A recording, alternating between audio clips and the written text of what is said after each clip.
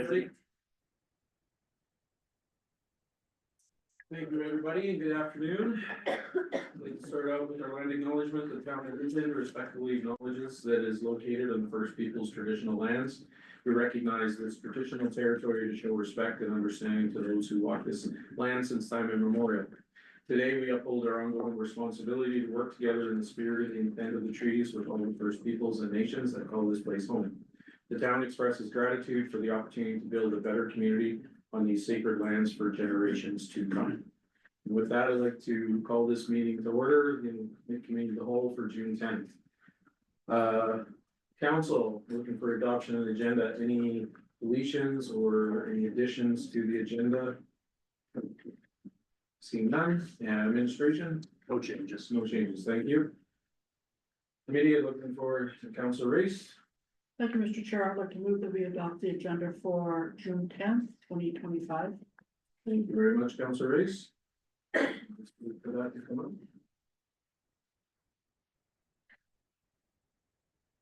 Thank you, and call the question, then the committee adopt the agenda as presented. Please vote now. I'm one in my head. Not coming up. All right. Okay, and that is carried unanimously. 2 by hand. Perfect. That brings us then to section 3, citizens minute with council. I understand we have no one to admit with council this today, so we'll move on then to reports from administration. 4.1 FCSS and transit fee rates and charges. CEO Knassen.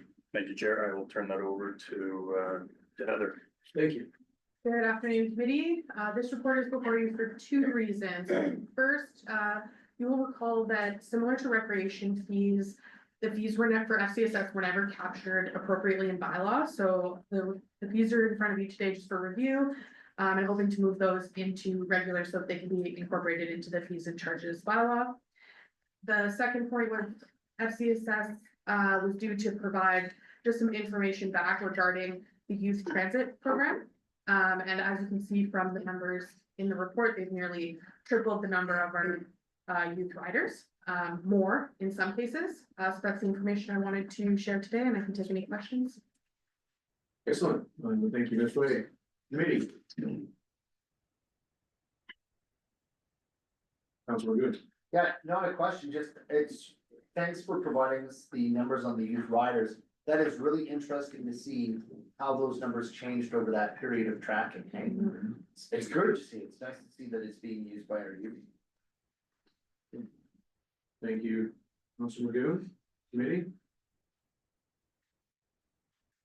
Yeah, I want to echo that. I mean, when you proposed this, I wasn't sure how much difference it was really going to make, and this just proves, that it made a large difference in ridership. And just overall as well, when you look at the ridership has drastically increased, so that's great to see. So thank you. Councilor Chambers. I'd like to take the recommended action that committee direct administration to present the FCSS fees. The fees, rates, and charges bylaw at an upcoming council meeting for approval. Great. Thank you, Councilor Chambers. All right, so we do have a direction.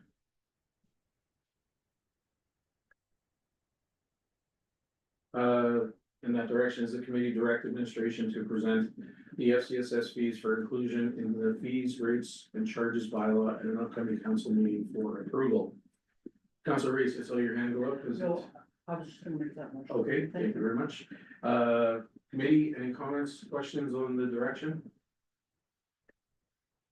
Seeing none, then we'll call the question. The committee direct administration to present the FCSS fees for inclusion in the fees, rates, charges bylaw at the upcoming council meeting for approval.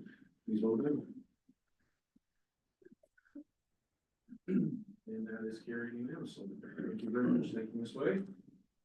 We're going to move on then to our 4.2 second report from administration on the aquatic climbing wall acquisition. So I'm assuming Ms. Way. Thank you. Yeah. Committee will recall that in January of this year, administration brought a report detailing that the climbing wall in the pool had become irreparably damaged and past its life cycle. At that time, we were quoted a replacement item in the amount of $62,000. However, with tariffs, when we went to purchase that item, that's an additional 12,000. We are seeing good numbers so far with some of our other projects, so we don't anticipate that this will actually cause an overage. I just wanted to provide that update to committee today. Thank you, Ms. Wade. Councilor McGivern? Thanks for the information. Good to hear that there's really no anticipated budgetary impacts. I'd like to take the recommended action that committee accept the capital budget overage associated with the aquatic climbing wall acquisition report for information. Thank you, Councilor McGivern.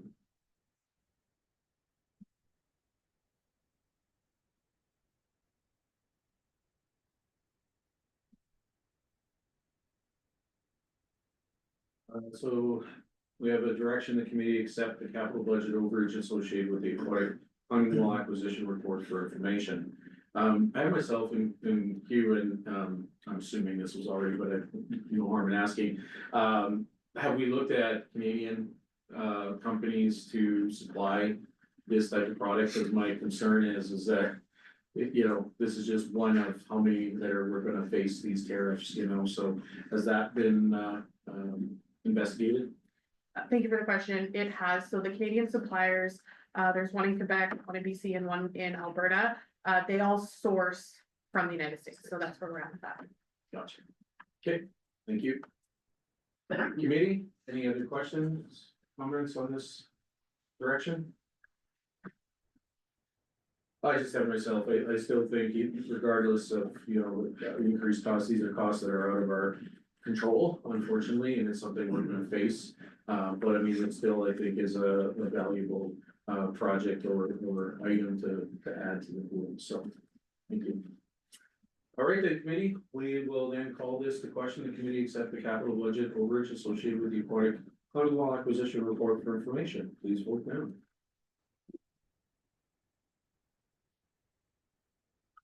And that too was carried unanimously, thank you again, Ms. Ray. We're then gonna move on to 4.3 of our agenda, which is the council procedure bylaw number 2003. And handing that over to City Panassa. Thank you, Chair. So we are returning the procedural bylaw for committee of the whole. Today, we have ran this draft bylaw through the contracted parliamentarian one more time. So he did outline a number of different changes. I would say that most of these changes are more massaging of the bylaw and smaller amendments. So all of those ones that he has identified, we have corrected. The other changes that have been made by administration is with the passing of Bill 50, there was a few changes. The first is that we did remove the clause that dealt with the code of conduct, and that refers to the signing at our organizational meeting. We have removed that. And also in response to Bill 50, we have removed the section that regulates administrative inquiries, as administrative inquiries are now dealt with through Bill 50. Councilor McGinn, thank you. Very sure I know the answer to this, but with the recommended action, the expectation, I'm assuming, is that the recommendations from Mr. Brand is that those will all come in the draft form, already pre-built into the draft that comes to regular council. Through the chair, that's correct. Actually, the version that you have today, all Has those the- changes have yeah. been made as well as those other two to the Bill 50. Perfect. Great, thank you. Sure, thank you. Councilor Reeves? Thank you, Mr. Chair. Couple questions. With removing the code of conduct, is there anything in place, or will we be putting anything in place for us in our interacting with each other and the public? Through the chair, there's nothing that I'm aware of that council can put in place that regulates councilors' conduct. The Minister of Municipal Affairs has enabled himself through that legislation to provide ministerial orders or ministerial regulations to govern the conduct and procedure of council meetings is the wording that they use. So you know, we do expect that once those ministerial orders come through, that might necessitate some further changes to this bylaw, but as of right now, we're not sure what that's going to look like. And if it'll be more geared towards councilor conduct or whether it'll be more geared towards the actual meeting procedures that they're trying to standardize. All right, and I just wanted to say how appreciative I am of administration and council in hiring our parliamentarian to come and take a look at our council procedure bylaw, and with that, I would like to move that committee reach consensus to have administration bring the draft council procedural bylaw number 2003 to a future meeting of council as presented. Thank you, Councilor Race.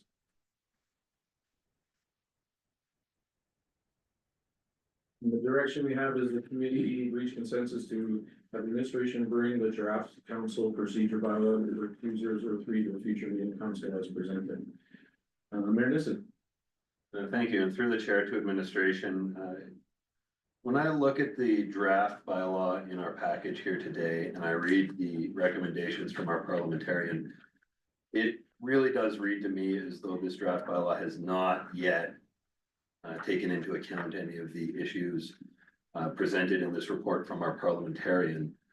Can we get some clarification on the statement you made earlier about these all being applied so far? Through the chair, members of council, it was my understanding that within that draft, all of those have been corrected. This is a version that doesn't have all of those built in. We'll make sure that that's done for council, but it was my understanding that the bylaw that's been included here did have it, but if this is an older version prior to the changes, we'll make sure that we make that correction. Mayor Nissen, is there anything in particular, just as an example, that stands out for you? Yes, so through the chair to administration, as I go through the reading and I went point by point through this chart. The first item 13, request for information, point of order, inquiry, and question of privilege. The parliamentarian mentioned section 13.7. There is no 13.7 in this draft version. However, the error of referring to section 13 and not 14 occurs in item 13.6 in this draft. Same thing for all of the remaining items, 15.6, 15.8, 15.13, 15.20, 15.21.3, 15.21.5, 15.24, and 15.26 all appear to be in this draft bylaw in the problematic format that the parliamentarian appears to be discussing in this table, which is why I've asked this clarifying question at this point. Through the chair, for myself, I'm interested in supporting a draft of this bylaw that takes into account these changes. I'm not particularly interested in moving forward a draft of the bylaw that does not. I'd like to find a process to clean that up if we can. And if I'm mistaken in the wording of, or in the presentation of this, I'd like to understand why. Yep. Thank you. Through the chair, that's my apologies. I thought that we had included the finalized version. So we have finalized a version. I think what we did is include the previous version. So I would recommend that we make an amendment to the recommended action that instead of as presented,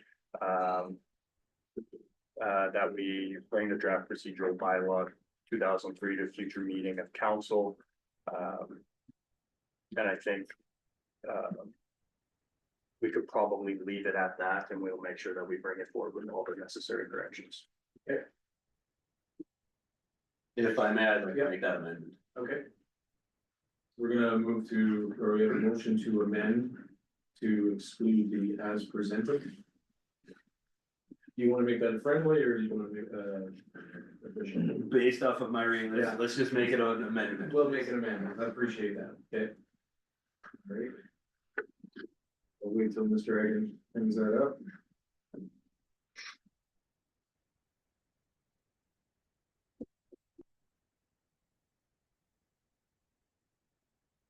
Yeah, so what we're gonna do is the motion is to amend removing as presented.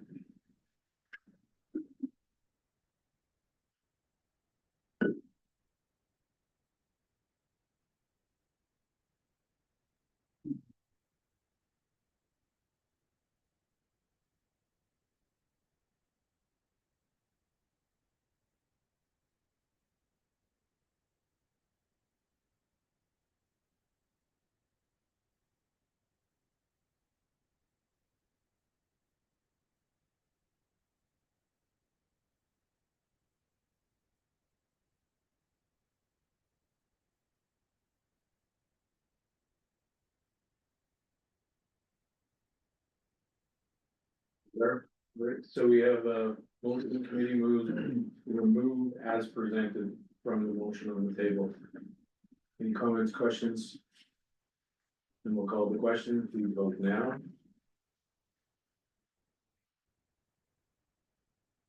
And that is carried unanimously.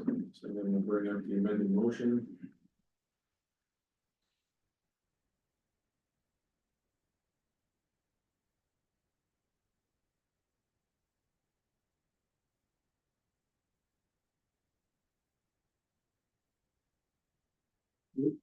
The amended motion, the committee reached consensus to have the administration bring back the draft council procedure bylaw number 2003 to a future meeting of council. That's. Councilor Reeves, that's your motion, thank you. All right, is there any further questions at all on the motion or direction? Councilor Chambers? Thank you, through the chair, just one quick thing, so how I read it was that that was the last thing that we approved. The draft is what we had approved last time, it went to the parliamentary, and these were the recommendations, they just weren't updated. On that copy, and that's why that is presented as being removed. Through the chair, that's correct. That's correct, yes, yeah. So when we receive this back at whichever meeting, usually probably the next regular, but it'll be the amended with all the changes that we made. Okay, I hope, yeah. No, that works. Mayor Nissim? Thank you, and through the chair to committee, I will be supporting this motion. This council procedure bylaw draft has been quite the work in progress over the last. Since before my time even. And I want to just commend administration. I know we've got a little bit of a mix up in our agenda package here today, but this has been there's a lot of little nitpicky items in this procedure bylaw, and the parliamentarian is very particular. And when we started this process, we had a table like this, but with nearly 100 items on it. So I think this has been great work on everybody's part to get this moving forward, and I'm happy to see that we're on time to get it done before the next council. Thank you very much. Thank you, Mayor Nissim. All right, committee, so seeing no other people in queue, I'd like to call this, excuse me, direction to question, please vote now. And that is very unanimously. Thank you very much, everybody. I do, if I may, a follow-up question on this, I didn't want to ask it before, but I thought I had kind of figured out Bill 50, but I was not aware these administrative inquiries. So to be clear, previously administrative inquiries were then put on an agenda, and then council would decide, you know, or they'd be sent to the CEO of the organization, and then if it was too much work necessarily. So what I'm hearing you say now is we are to send any administrative inquiries to our provincial government and our municipal affairs. Is that what I'm understanding? To then vet it through them?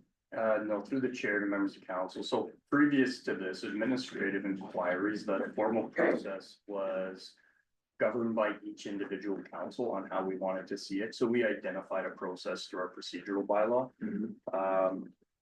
But that was subject to the oversight of council. Right.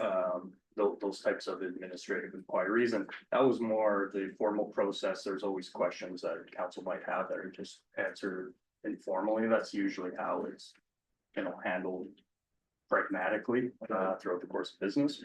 But what Bill 50 does is it takes away any council oversight over administrative inquiries, and it puts the authority and the onus on the individual councilors. So individual councilors are now able to request essentially anything that would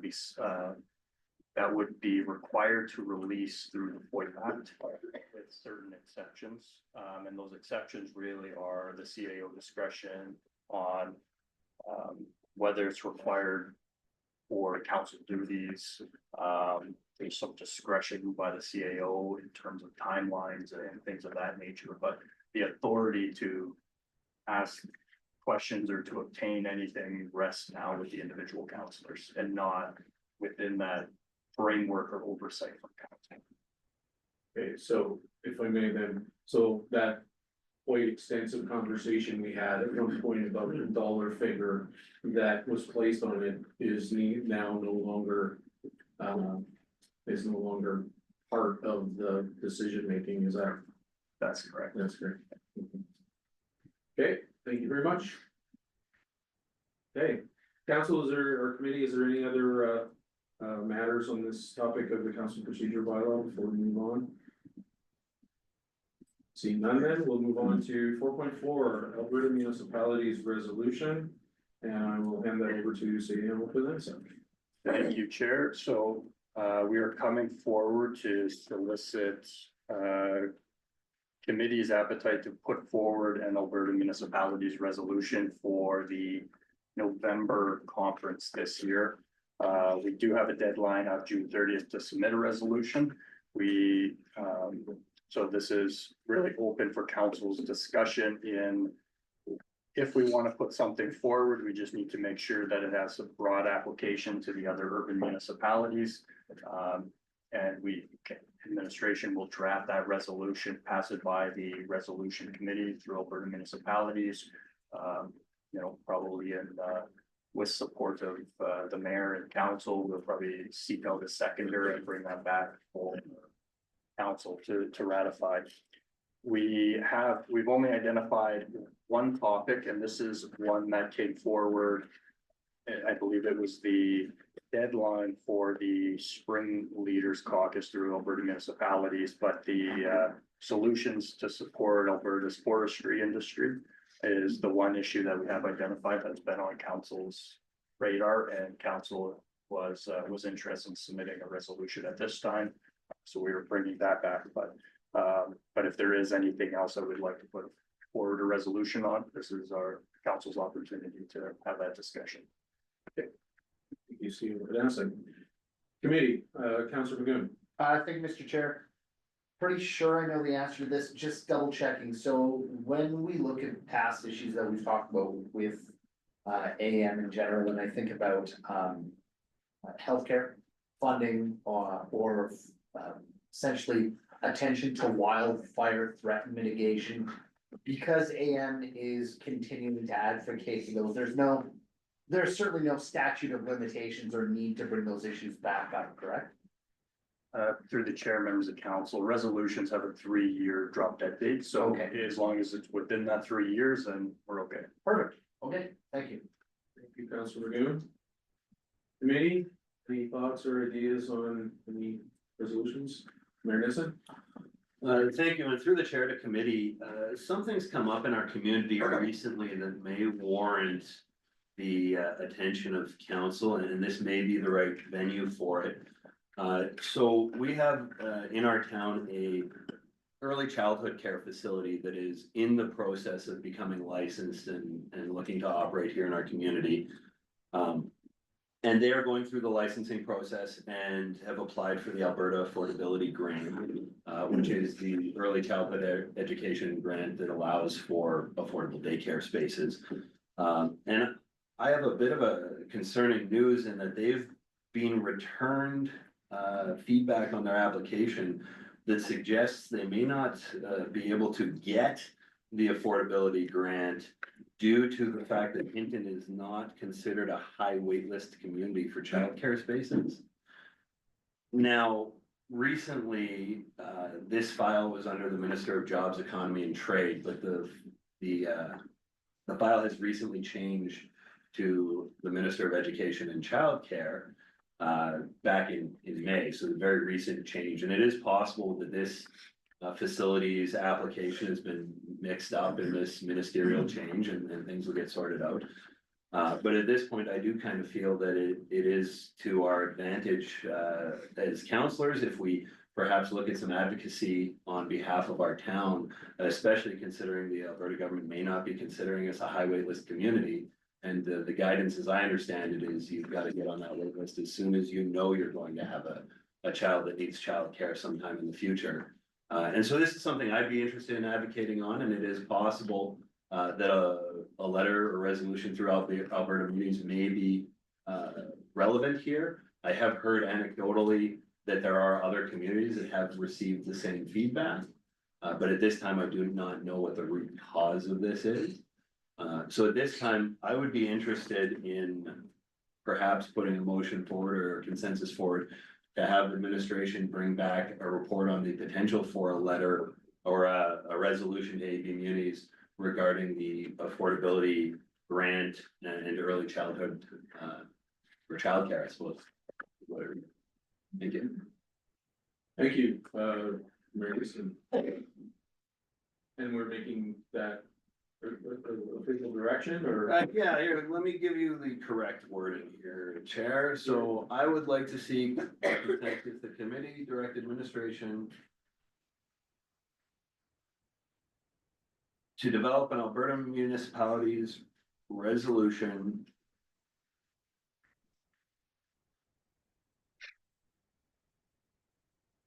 No, that's not quite what I want. I think I want to direct administration to develop a report on a potential Alberta municipalities resolution regarding the Alberta Affordability Grant for childcare to a future regular meeting of council. I may speak to it while the typing's happening. I am not at this time convinced that a Alberta municipalities resolution is warranted or most appropriate. However, I do feel that as council, we likely do have some advocacy work to do regarding child care in our community. And this could be a good start for us to take a look and see if this is how we want to start advocating, or if perhaps we want to send a letter to a minister or direct some other sort of advocacy actions going forward. Okay. We'll wait to see that and then Mayor, so you can take a look at it.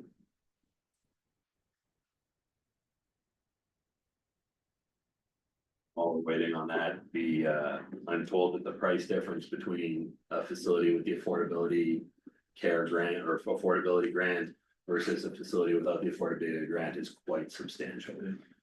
Hundreds or potentially thousands of dollars. You have it on your screen there, if you can take a look to make sure it's captures.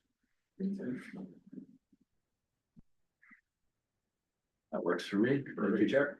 Thank you, Mr. Mayor. So, committee, we have a direction that committee direct administration develop a report on potential AB Munis resolution regarding the affordability grant of childcare during a regular meeting of council. Councillor Stashik. Thank you, Mr. Chair.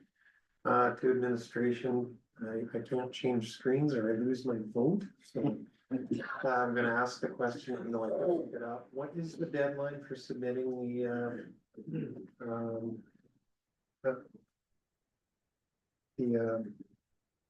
escaping Resolution. the resolution? Yes.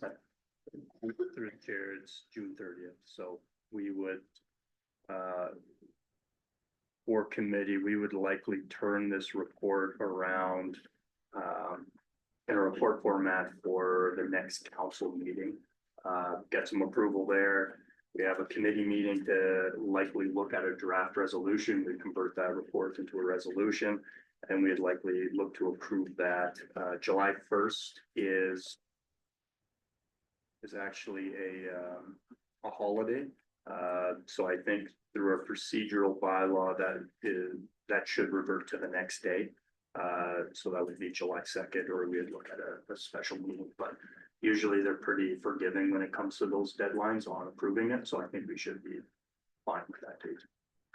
Okay, that was my question, was if there was time. I was pretty sure the deadline was the 30th, so wanted to make sure there'd be enough time to get a report back and have a discussion and then move forward if it was council's will. Thank you. Great, thank you, Councillor Stashik. I myself, and wasn't aware, thank you, Mr. Mayor, for bringing this up, because a lot of things come to mind. One is, what is the criteria? What are they comparing it to? Because my concern is, they're not comparing to other communities of 10,000 and they're doing it overall. I mean, urban centers are gonna outweigh us, so are they looking at those numbers in comparison and not comparing apples and oranges? And then at the same time, my question would be, which would be an Alberta community, is if that's the case, then, should they be allocating some of those funds to our rural areas on a different criteria? Because, I agree, I've known two people already that are pregnant that 6 months into it already you're on the waiting list. And it's with this organ, I'm pretty sure with this new one that, you know, so it's, I think it's, there's, I think some layers of an onion we need to unpeel and figure that out. And I think that there definitely could be some Alberta communities, you know, involvement here. So I'm looking forward to that reporting. So thank you. So I'll be in favor of this. Committee? Great, seeing none, then we're gonna call the question of committee direct administration to develop a report on a potential Alberta Communities resolution regarding the affordability grant for chill out care during a regular meeting of the council. You could please vote now. And that is carried unanimously. Thank you. Councilor Reese? Thank you, Mr. Chair, to our mayor. Are we gonna be contacting the government, either phone call, email, to ask them how they came up with what they came up with? I mean, when we were touring doctors, we had to get a hold of different daycare providers and there was no room. So I'd like to know how they came up with this. And then thank you, Councilor Race. We've actually gotten to this point here in part because of my communications with our provincial government. I've been working with MLA Long, or Minister Long, to find out just who exactly we should be talking to. The initial discussions, it was the responsibility of Jobs, Economy and Trade. So that was Minister Show. But with the latest cabinet shuffle, those responsibilities have shifted. And from my initial inquiries, it was unclear to me who was responsible. But I did find out earlier today that it is Education and Child Care Minister Nicolaitis. And we will be advocating with them as well at this time. This is a relatively new issue that we've been aware of at the municipality here. But it's obviously something, if we can't get those affordability grants, I don't know what we're supposed to do for childcare in a community like ours. So we're gonna dig into it, absolutely. Thank you, Mr. Chair. All right, Councilor Good. Yeah, I'd like to start, and really, this is open either to council or administration. So identifying that one of these ongoing issues within not only our community, but across the province in Canada, is affordable housing. And in pulling up a resolution from 2023 that was defeated, you know, essentially it looked to address two items, you know, affordable housing funding to accelerate the housing supply, and also exempting not-for-profit social agencies who can offer affordable housing to at-risk segments of the population. So I guess my first question to administration is,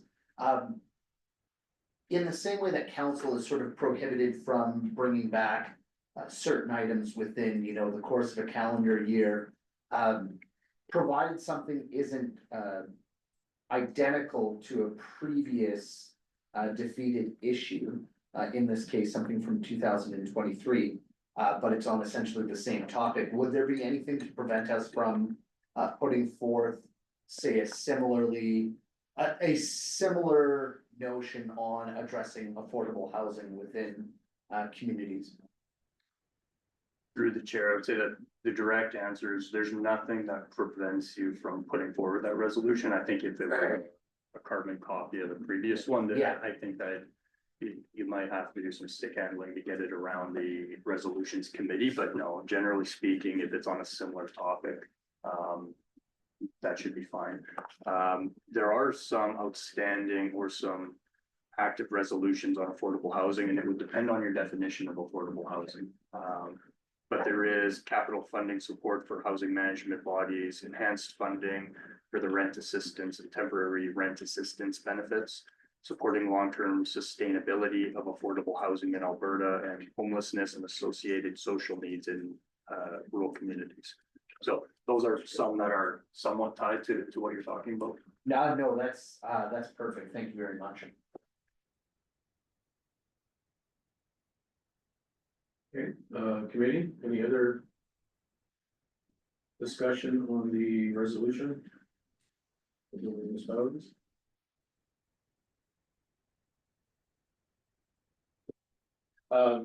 If I may then see if something were to pop into the mind of councilor in between, this could be something that could either be done, possibly at least start a conversation by email, or or regular if we think of something else at this point? Or how would you recommend proceeding? Through the chair, members of council, if there is something that we would like to have that discussion on, we will be bringing back this topic for the next council meeting. So I would say that we could make that motion then to look and pursue a different topic if we would like to. Okay. Yeah. Thank you. Mayor Disson? Thank you. Through the chair to administration, in preparation for this report this evening, did administration take a look with Alberta Communities to see if there are any communities looking for secondaries? Through the chair, no, we did not. So, Chair, if I may, I'd like to seek consensus that committee direct administration to return a report on potential seconding of other communities, Alberta municipalities resolutions for the 2025 convention. And if I may speak to it for a moment, last year we did put up 3 Alberta municipalities resolutions. And in order to do so, we got some great support from our seconding communities. I've heard from other communities that there are some great resolutions that are being put forward to AV communities this year, and those communities may be looking for seconders that fit their categories. And of course, with the new rules where a community must have a seconder of a different community type, we may be able to help out some of our municipal partners elsewhere in the province by taking a look and seeing if any of their resolutions are appropriate for us to second and support. So I'd like to see a list of those coming back before the deadline here if possible. Thank you. Great, thank you. If you could just take a quick look at the wording. Yeah. That thing you're submitting there.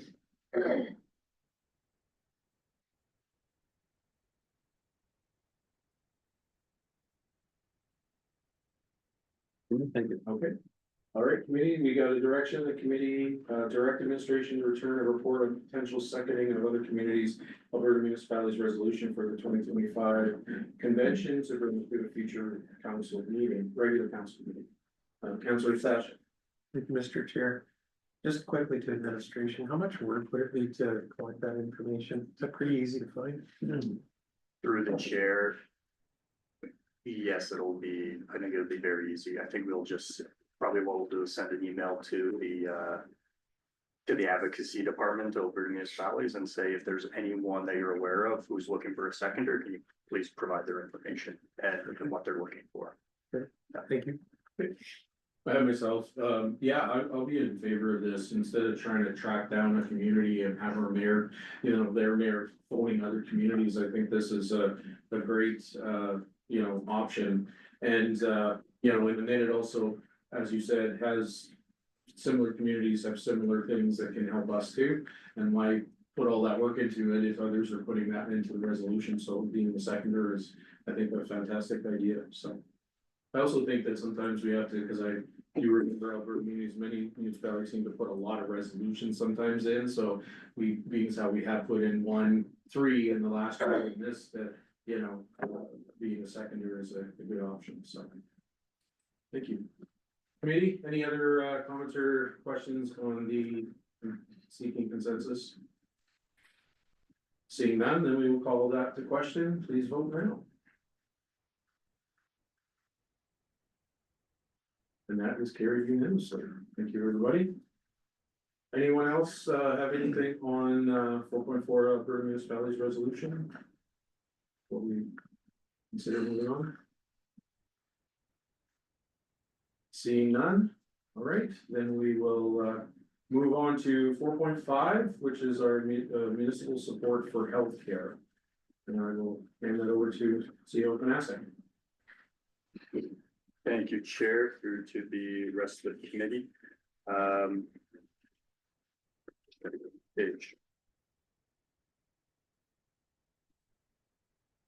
So we're bringing this report forward today to start to have a more high-level conversation about municipal support for the healthcare sector. Previous to 2024, the town of Hinton really has not been involved in providing municipal financial support for healthcare in Hinton. But in July 2024, the town of Hinton partnered with the Hinton Healthcare Foundation to provide an arm's length model for deficit funding the Hinton Medical Clinic. Today, both of the Hinton local clinics have formally approached and requested some municipal support to enhance and stabilize the delivery of primary healthcare services. And on May 6th, regular council meeting, council approved a motion to explore the possibility with input from the Attraction and Retention Committee and other medical stakeholders that outlines possible incentives for attracting and retaining medical doctors. So we looked at really three high-level approaches that we could take. The one is that we could provide direct incentives or subsidies to healthcare workers. We have included, I'll back up. The Hinton and Attraction and Retention Committee, they have put forward recommendations that include accommodation support, direct cash incentives, and return of service bursaries. We've included conceptual visual of how a policy could work when we look at this. We also included another category that was not recommended, but it was clinic overhead subsidy. So the municipality could provide financial subsidies towards physicians and their contributions to the clinic overhead. So we've included this. This is only as an example of what that could look like and what it would entail. The second option is continued financial clinic support. So this is to continue for a longer term of our current arrangement with the Hinton Medical Clinic. That can also include Aspire Health as our other local clinic in town. We have summarized their request in terms of dollars and included it here. So we could look at options on how we approach providing more, I would call it corporate support for medical care in Hinton. The third option, and I would say that this one, talking with other stakeholders, option number 3, the municipality looking at ownership options for a medical clinic was the option that was preferred, I believe, by the physicians at the Hinton Medical Clinic. So ownership could look a lot of different ways. That could come from municipal ownership of the building, the assets, the practice. That could include us establishing a different, it would likely include us creating a different arm's length body, depending on how big of a scale we want to look at. You could look at MCCs, you could look at not-for-profits, and really anywhere in between. So there's a lot of different options on the ownership side that we could explore. So if council does decide on one of these 3 options, if we want to look at any one of these options a little bit closer or a combination of them, we will be returning to committee with a report, and there is a lot of other details that we're going to have to discuss what the model of implementation is going to be, how we're going to structure the subsidy, determine what the timelines are going to look like, the funding amount, and who is eligible to receive these subsidies. So with that, I'll leave it to the chair and committee. Great, thank you, Steve. I have Councilor Magoon. Then just a clarification on the recommended action. So based on the report, then the recommended action essentially covers options 1 and 2 in their entirety, and then not 3, correct? Like not the only. Through the chair, we were looking at it a little bit differently. It's more option 1. But when we recommended it, we looked at that as an option to provide support to the clinics, but not directly to the business itself, but to the actual practicing physician. So we can structure clinic overhead as a way of attracting more physicians to that type of practice by providing, a certain percentage over a certain period of time for clinic overhead. So we looked at that as more of an attraction option, but that we didn't intend that to be direct support or financial support to the actual businesses.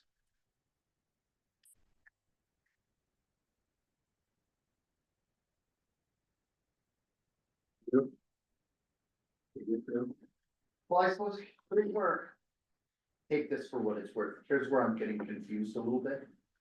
Is that with the recommended action, it says that committee direct administration to return with a draft incentive policy for physicians that incorporates accommodations, subsidies, cash incentives, return of service bursary, which, great, makes complete sense to me, but the and part, and clinic overhead subsidies. So that phrase there, and clinic overhead subsidies, that's where I would get lost. That's where I'm a little bit muddy based on your answer. Through the chair, yeah, so. The way we wording, we probably could have included maybe individual clinic overhead subsidies, but the intent is that when a physician comes in, they have to pay a certain amount to the clinic themselves, and that's their contribution towards the overhead.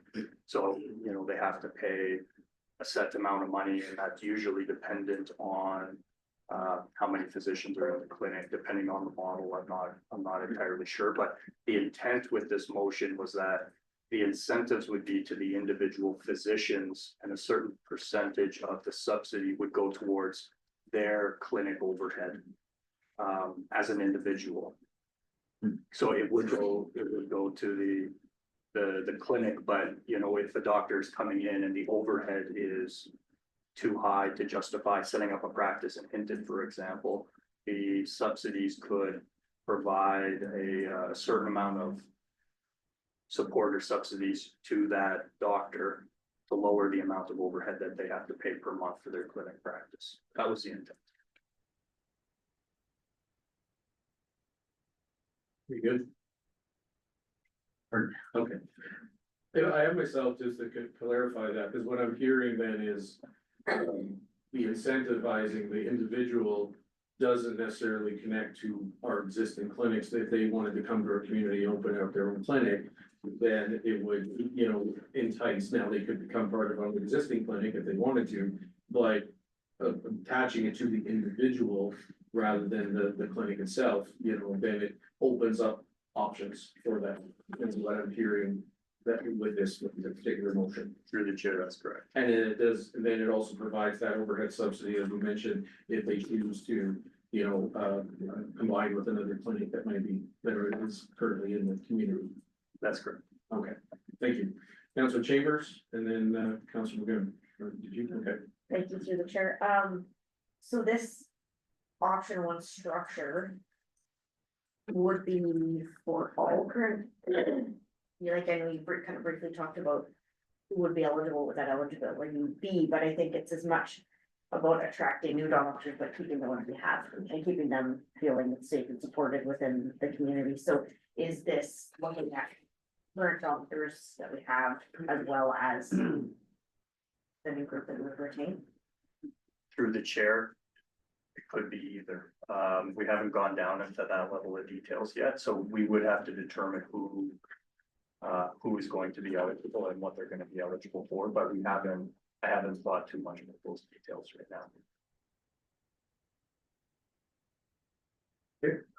now. Councilor Magoon and then Councilor Riss. See what happens here. I'd like to. And then you shall just, I'll wait, because unfortunately I have to. Okay, that committee direct administration.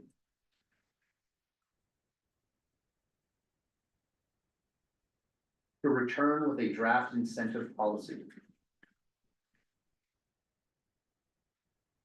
For positions. That incorporates. Details. From. Analysis. Options 1. And 2.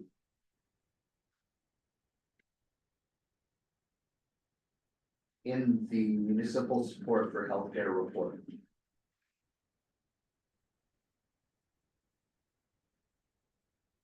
Two. A future committee of the whole meeting.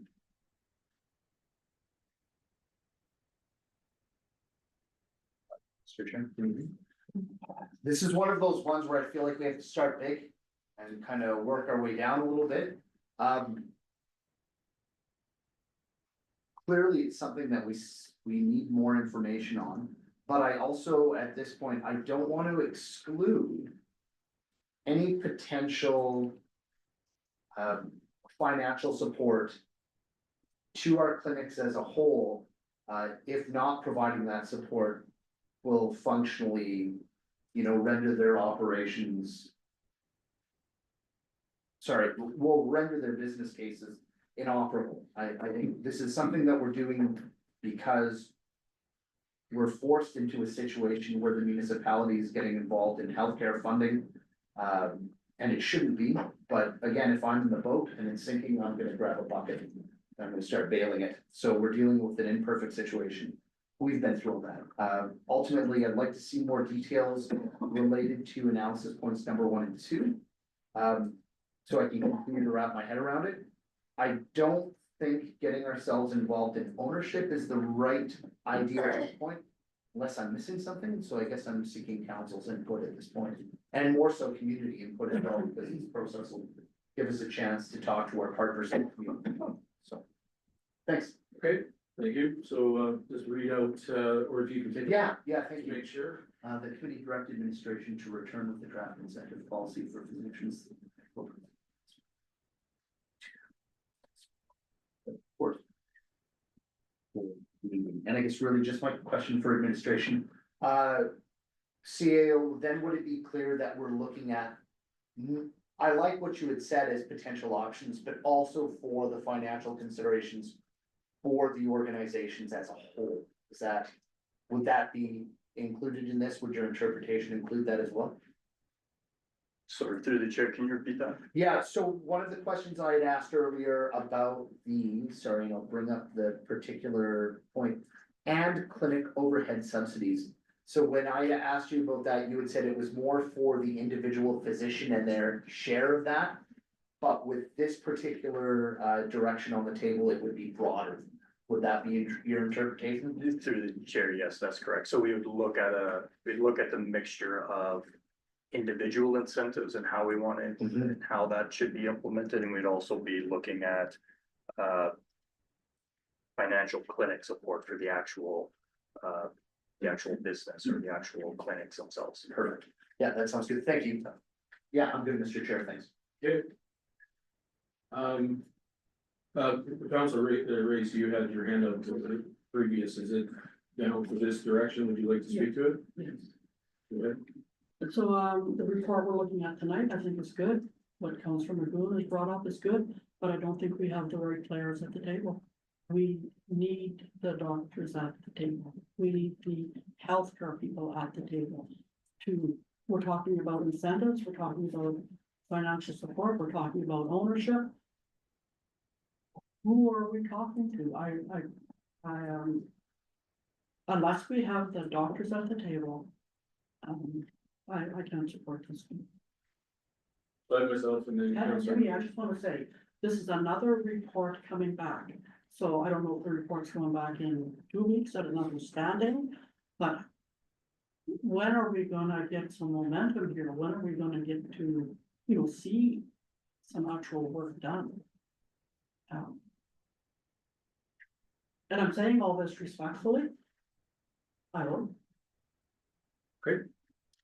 I myself, and I think procedurally I can do this even as the chair, 'cause I'm gonna throw a monkey wrench. I'd like to move the split. Split 1 and 2 apart, because it's ultimately 2 different motions. It's ultimately my understanding is you're taking options 1 and option 2 and combining the 2. Sorry, is that a question? That's what I would say it's a blended approach. My understanding from asking administration that their recommendation was to include elements of analysis point 1. Yeah. And part of analysis point 2 insofar that it applies only to the financial implications to an individual physician coming into the community and getting into a clinic. I would like that part to be broader. So in this case, I think the approach, the potential solution is to get information on both of those elements together. So I guess I hear that, but I'm looking at administration for some clarification, because when the motion says options 1 and 2. What we're asking for you to do is bring back a report on option 1, which is the subsidies, but also then incorporating the continued financial support of the medical clinics in Hinton. So I'm looking at that as two different things. And I guess that's, in my mind, that's what I'm, because quite frankly, I'm gonna be bold and say, if it is two different things, we're looking at a lot of money here. To be honest with you, if we're looking at incentivizing and supporting many medical clinics, I mean, we're looking at a lot more money, you know, and I guess that's where I'm confused on the motion, because I see it as two different things. And if you don't, or I'm looking at administration to help me out there, because and then Councilor Boone has his hand up, but I just want to get to see what perspective and Councilor Chambers. Yeah, through the chair. So option 1 is individual supports and option 2 is more corporate support. Right. I guess. I'm gonna leave it at that. Can't, just a quick question, can I move this plate as a chair, or can I not? Cause then I'll leave it at the end. Through the chair, yes, I believe you have that, that ability to put it on the report as a chair. So I'm gonna leave that, it's just the idea of having, I'm not gonna make it official yet, but I'd like to hear from, Councilor Boone and then Councilor Chambers, so. Yeah, in this case, I think a blended approach, the reason why it's put together is that, in my mind, it's a blended approach, it includes elements from both.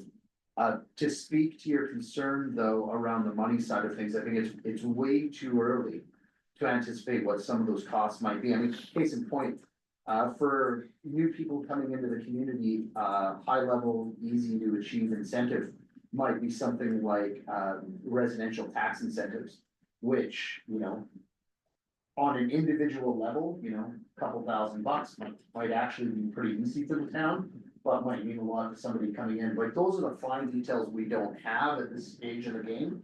So I guess I would just ask council to keep an open mind, get the report, and I will now actually use this as a segue to appeal to Councilor Race. Councilor Race, through like passing something like this, a direction like this, gets people, we can't discuss with members of the community anything until we pass a consensus of council. So this stage of the game, passing this is essential to going out and talking to all of our stakeholders. As a council, we don't just engage with one group.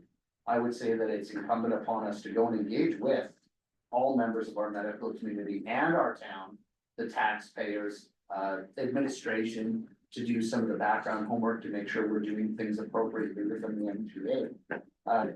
Again, we're not looking to exclude anyone. And I would certainly hate to see this not get supported, because we were looking to form some other group, that would, yeah, I don't think that would be best practice. Thank you. Okay, thank you, Councilor Boone, Councilor Chambers, and then myself. Thank you.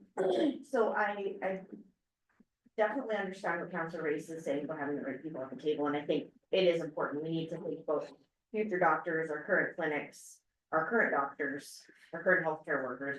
You know, what does that look like? What do they individually need? What a clinic might be representing as need isn't necessarily how an individual doctor might see things, right? So I think it's that broad, we need to get that whole picture, just like anything else. But I support this motion of options 1 and 2 very wholeheartedly, because I think one is looking at those individuals and one's looking at the bricks and mortar, and I think they have to be discussed in tandem. You're looking at a big broad entity that's, no matter what clinic it is or what the doctors are doing or whatever those things are, I think it's, you know, we have to obviously get into the minutia of all those little details, but it is a big scope. And I do believe that, I mean, individual doctor subsidies, you know, all of the things that as presented, I think is great, but I do think the ones that are kind of slogging it out, for lack of a better term, managing the clinics and doing all the things and keeping the wheels on the cart, we do need to look at what that looks like. I mean, at least in the short to medium term, as we can build up to these next things. So, not a big fan of option 3, but I think that options 1 and 2 is a healthy place to start.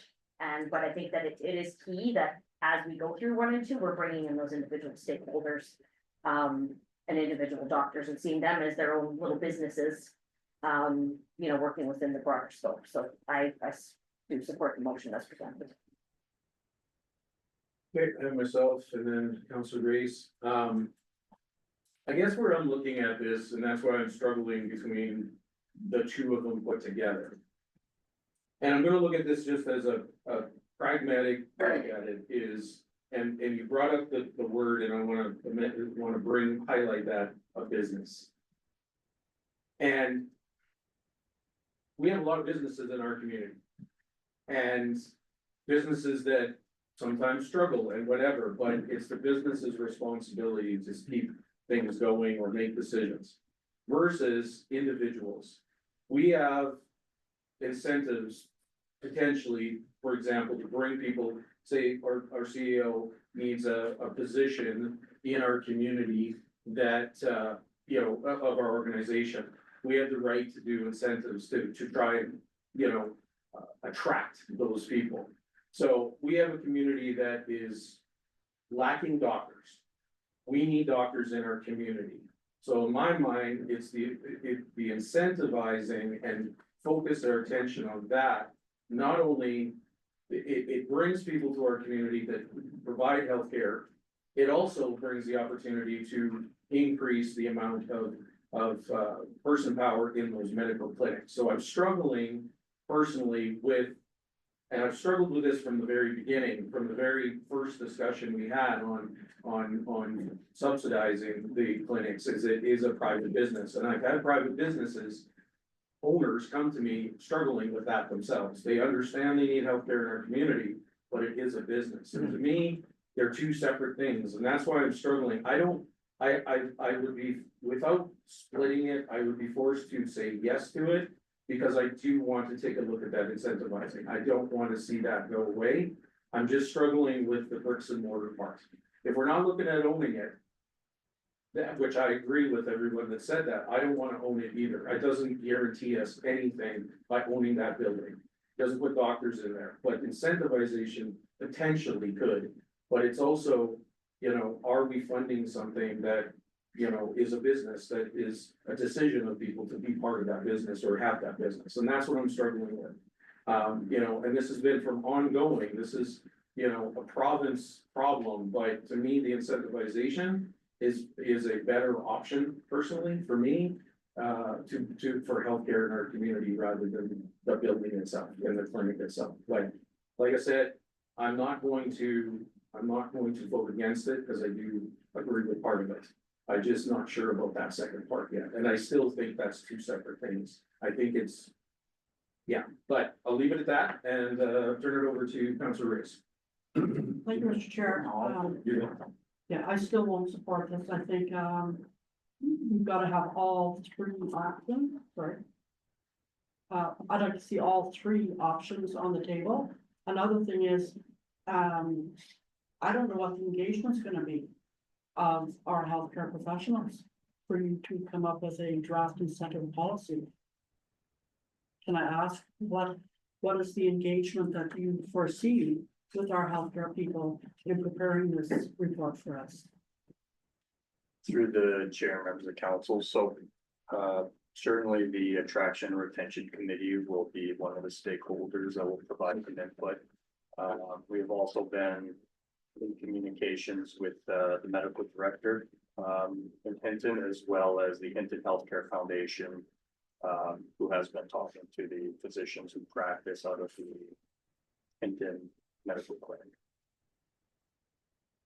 Yeah, I cannot support this, no. Thank you, Councilor Reyes, Councilor Goon, and then Councilor Chambers. I guess my question for Councilor Reyes, so. The direction on the floor is that we're asking administration to return with a draft incentive policy. To try and get more physicians into the community, and your response is that you're not going to support a draft policy that potentially brings in more physicians to the community? I don't agree with what you're saying right now. I don't, I want the answer, If it's a question directly, Councilor Reese, yeah. I want doctors just as much as you do. I don't have a doctor. Love to have one. This to me is missing the boat. How many doctors is administration gonna go and talk to? How many doctors are they gonna ask, what would you like to see as incentives? What would you like to see? You know, to keep me here? You know, are all those questions gonna be asked? I think it's so important. I do. You know, if we were here, I'll give you an example. If we were doing something really big down in the valley, we wouldn't be going just to IGA and saying, how do you feel about this? Would like your input. We'd be going to every single store in the valley, getting their input. So. I want a doctor. I want a whole bunch of doctors to come here. I would like option 3 to be added. I don't want to take away any option. I want every option to be investigated. And to be weeded out or weeded in. Sorry, I just, no, I'm not gonna make an excuse for not supporting this, I just won't. Thank you. Councilor Chambers. Thank you. Through the chair, I think a lot of the conversations that we're having are really speculation and hearsay on what may or may not come out of it.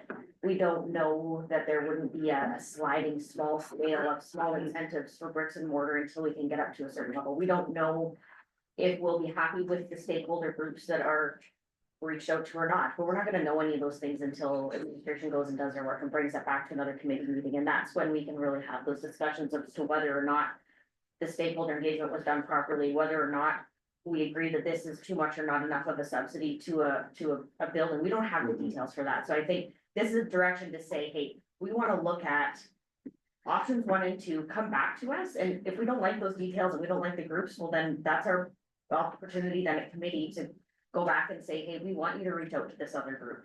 We think this is too heavy in whatever angle or whatever that looks like, but without this, it's really hard to even have the discussion about whether or not this is working or not working. This is a good starting place, and when we get those details, then we can hash out, in my opinion, what is working, not working, needs more work, or needs to go back to the drawing board. But without getting to this point, we're not gonna have the details to make the decisions. Thank you, Councilor Chambers, and I'll just have myself real quick, and that's exactly the reason why I'm not, you know, against this. It is important to see all of them, in these two. I don't feel number 3 is even vet it, to be honest with you. But that's why it's a look at both, and then we don't know, and this gives me an opportunity to see that, so. Councilor Good. Sorry, I believe. Oh, Councilor sorry, Stash. my apologies, Councilor Stash. Thank you, Mr. Chair. I know you'd thrown it out to council or to committee to ask if there was an appetite to split. I'm gonna move it back to that. Okay. I am gonna move that we split this. Okay. Speak to it quickly. I think that we're talking about 2 different things, and I think that they should be considered separately. We agreed to support the Valley Medical Clinic with financial contribution for 2 years. It was a stopgap to try and prevent the hemorrhage in the community. I think at the end of that 2-year period, we need to take a look and see if that philosophy was working. And if it isn't, do we continue it? But I think that needs to be considered separately from the incentivization program. There's also a question of equity and fairness. It's not the only medical clinic in town, and if we're supporting one of them, why aren't we supporting the other one? So I think we need to take a look at that. I don't disagree with the decision that was made at the time. It was something that I felt that we had to do as a council. I support it and I stand by it, but I do think we need to have a serious discussion about it if that's something that we want to continue to do moving forward, or if it's not working, do we try something else? So I'm gonna move to split, and then we can speak to the individual ones separately as they come to us. Thank you. Excellent. And moving to split is non-debatable, I recall. So, so if we can have those, yes. If there's no opposition to split, we can just split, Yeah. but if there is opposition, then we will. Oh, so if there's opposition, is there, okay, I appreciate that. Is there any opposition then to splitting? Just a point of information then for the administration. Yes. CEO, if both items were successfully supported by council, then I assume we would sort of get a blended report that incorporates elements of both. Through the chair, that's correct. Okay. Council Chambers, I saw you throw your hand up there. Do you have, I oppose Opposition? the split. what's that? I oppose the split. You close the split, okay? Alright. So that with an opposition, then we will, look for a motion, then official motion to split, so you, this feature there to bring that up.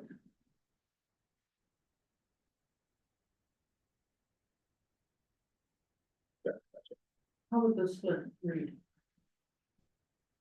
So I'll leave that to council for establishing, because it is his motion, I'm assuming, but, that it's splitting the options 1 and 2, but could you clarify that, please? Yeah, if I may, it would basically be the exact same wording twice, except the first one would say option 1, and the second one would say option 2. Perfect. Okay. Thank you. I'd like to speak to my reason for my opposition. Yep. I think that I agree with everything Councillor Stashik said about needing to look at the Hinton Medical Clinic, needing to look at being equitable and supporting both clinics within the community, all of that. But I still think that the motion as it reads does that. I still think those conversations will come out of that. I still think that's the end. Okay, thank you.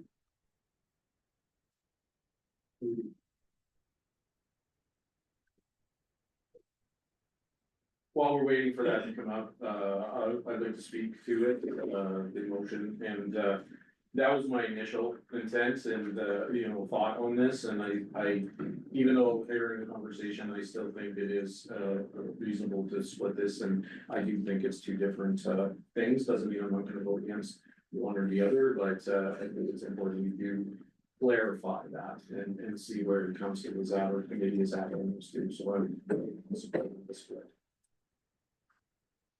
Any other comments or on the motion to split?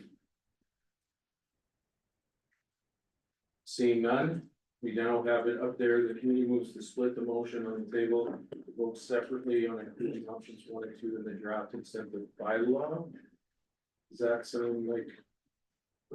It would have been the draft 1 and 2 for the municipal support for healthcare. Would that be a more appropriate wording than say the draft incentive? Because the draft incentive bylaw is separate. That's the option 1.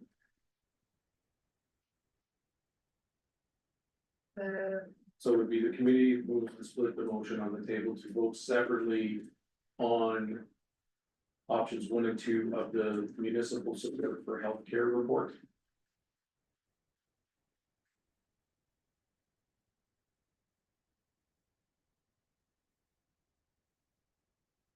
The version of the paperwork that Commissioner Administration for determining the draft incentive policy for positions that incorporates details from analysis options 1 and 2. Yes.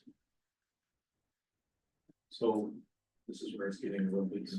Go Mr. ahead. Chair, Yeah. as it's my motion, I support the wording that you suggested. It's not necessarily just in the draft incentive policy. The title of item 4.5 is municipal support for healthcare.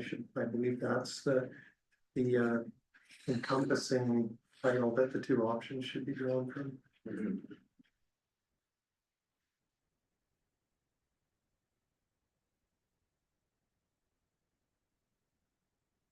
Okay. So the committee moves to split the motion to the table separately on including options 1 and 2 in the municipal support for healthcare report. That's the wording. Yep. Thank you. Okay. Committee, any comments or questions or on this debate on this direction? Right, then seeing none, we will call to question for split, so please vote now.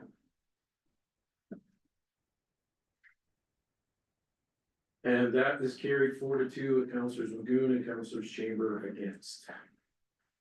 All right, so committee, we now have, we'll deal with our first motion on option 1, which is the committee direct administration to return a draft incentive policy for positions that incorporates accommodation subsidies, cash incentives, return of service, bursary, and clinic overhead subsidies to a future committee of the whole meeting.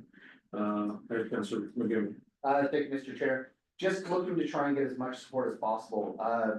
So Councillor Race, you had expressed concerns about who's going to be involved in the process for public feedback and that sort of thing, contributing to the draft.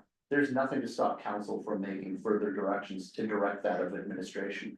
And as Councillor Chambers had mentioned, if the report comes back and council feels that a segment or a group has been missed, or the community needs more time, again, we can give further direction to that.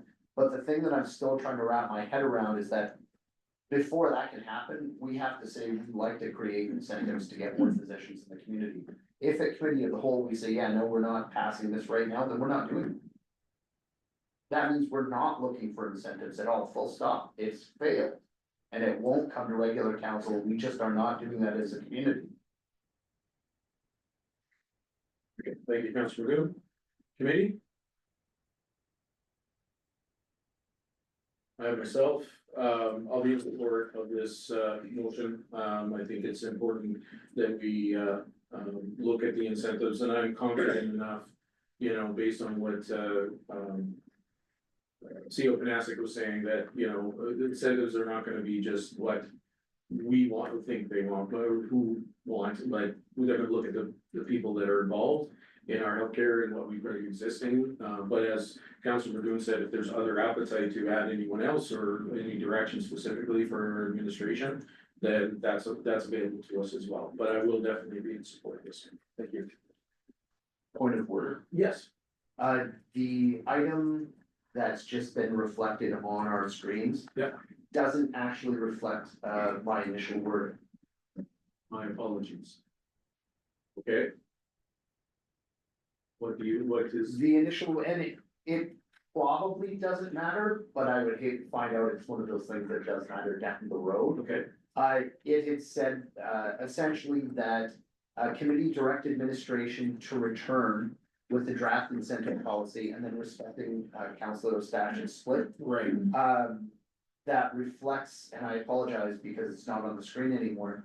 That reflects, essentially analysis item number 1, option 1. Right. From the municipal support for healthcare report. And I apologize, that's not verbatim because it's no longer on the screen. and I'll apologize, that was my, ultimately, if we're doing option 1, option 2, that's the wording. I just took from that to incorporate that, so that's my apologies, that I directed, Ms. Fuchsia to do that, so,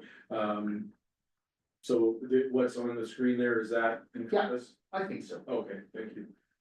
Okay, Councilor Race. So, after we're done with this, I'm gonna be making a motion.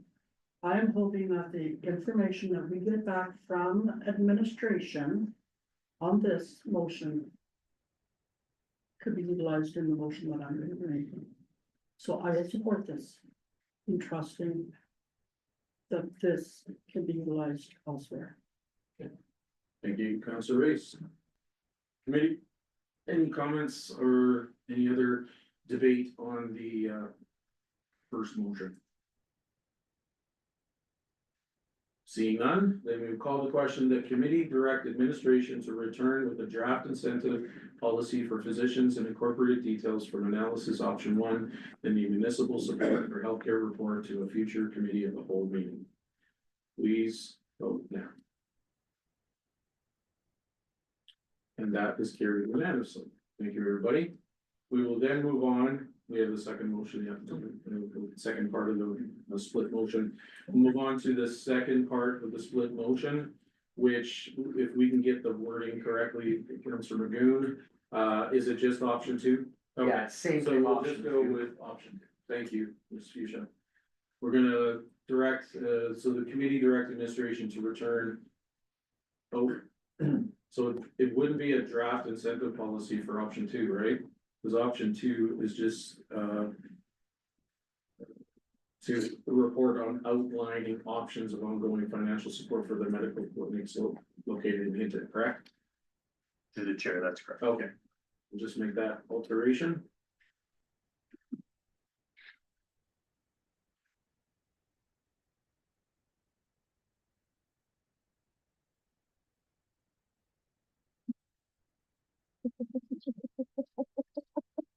So the committee directs administration to return with a report outlining option 2 and the municipal support for healthcare reports at a future committee of the whole meeting. We're good? Perfect. All right, council or committee, council Riss. And I think it's so important when a motion is before us that anybody who's gonna vote no speaks up. I'm gonna vote no to this because I think it's very important to have option 3. I wanna know. I don't wanna leave option 3 out and, and have that discussion on. Buying the clinic, the pros and cons, everything there is to know about owning a clinic, should we, shouldn't we? So we basically removed option 3 from this, So if I may, council Riss, you can still vote yes for this and your next motion could be option 3. well, And then, then it'll be a vote of council to whether or not, so I mean, if you want us to look at this. Then, it would need, you support, but if you wanted to have the next one leadership, then that would be just a direction. yeah, no, I hear what you're saying, I don't think my vote is going to No, I'm just saying that if you very prefer. much weight on this one. Councilor Session. Thank you, Mr. Chair. Speaking to the motion on the table, I'm not gonna be supporting the proposed motion. Reason being, I think, option 1, which passed a couple minutes ago, includes provision for, helping to, support via, incentives regarding covering portions of clinic overhead. Which I think is. Well, I'll wait for the report before I say it's a more efficient way of doing things, but. I feel that it would be more fair, more equal. It would leave the door open for any new physicians who want to come into our community and open a new clinic, that they would be able to access the same incentives and accommodations and supports that any of the existing clinics do. I don't think we need to have a separate discussion on this one. I think we can wait until the 2-year support window expires, and then we can have a discussion at that point about whether it worked or not, and if we want to continue it, that conversation can be separate from this one. I think it's important that there's a level playing field and equal opportunity to anybody who's currently operating or wants to operate at some point in the future. And I think option 1 accomplishes that, option 2 doesn't. Thank you. Thank you, Councilor Sasha. Councilor Magoon. Yeah, I'm gonna borrow from my colleague, Councilor Chambers, so I hope she doesn't think I'm stealing too much or cribbing too much. I think the problem is much more complicated, than a one-size-fits-all approach. So I'm certainly in favor, obviously, as part of my initial motion of this moving forward, because again, the problem is so complex. Hoping to simply solve it through individual incentivization, I think won't cut it. I think we have to consider that from that business perspective that you talked about.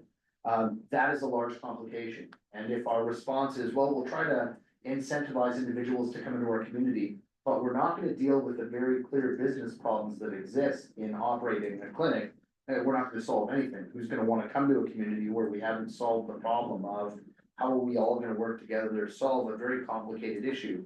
Again, I would be the first to acknowledge, should this be something that we have to be addressing as a municipality? No.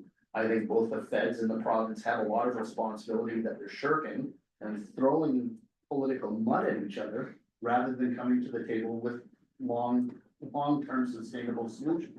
So in the meantime, it's up to municipalities and local partners to solve the problem. Well, great, let's do that. But I don't think just trying to approach problem solving from one angle is really gonna do anything. And to be fair, this might not do it, but I'd rather try and exhaust all of our options and say, well, we did our college best than not. Thank you. Thank you, Councilor Magoon, and myself, and then Councilor Chambers. This has been one that honestly I've been struggling with ever since we made that first decision, and is it the right thing to do? But yes, it's not ours to do, but I go back to, again, this is a business.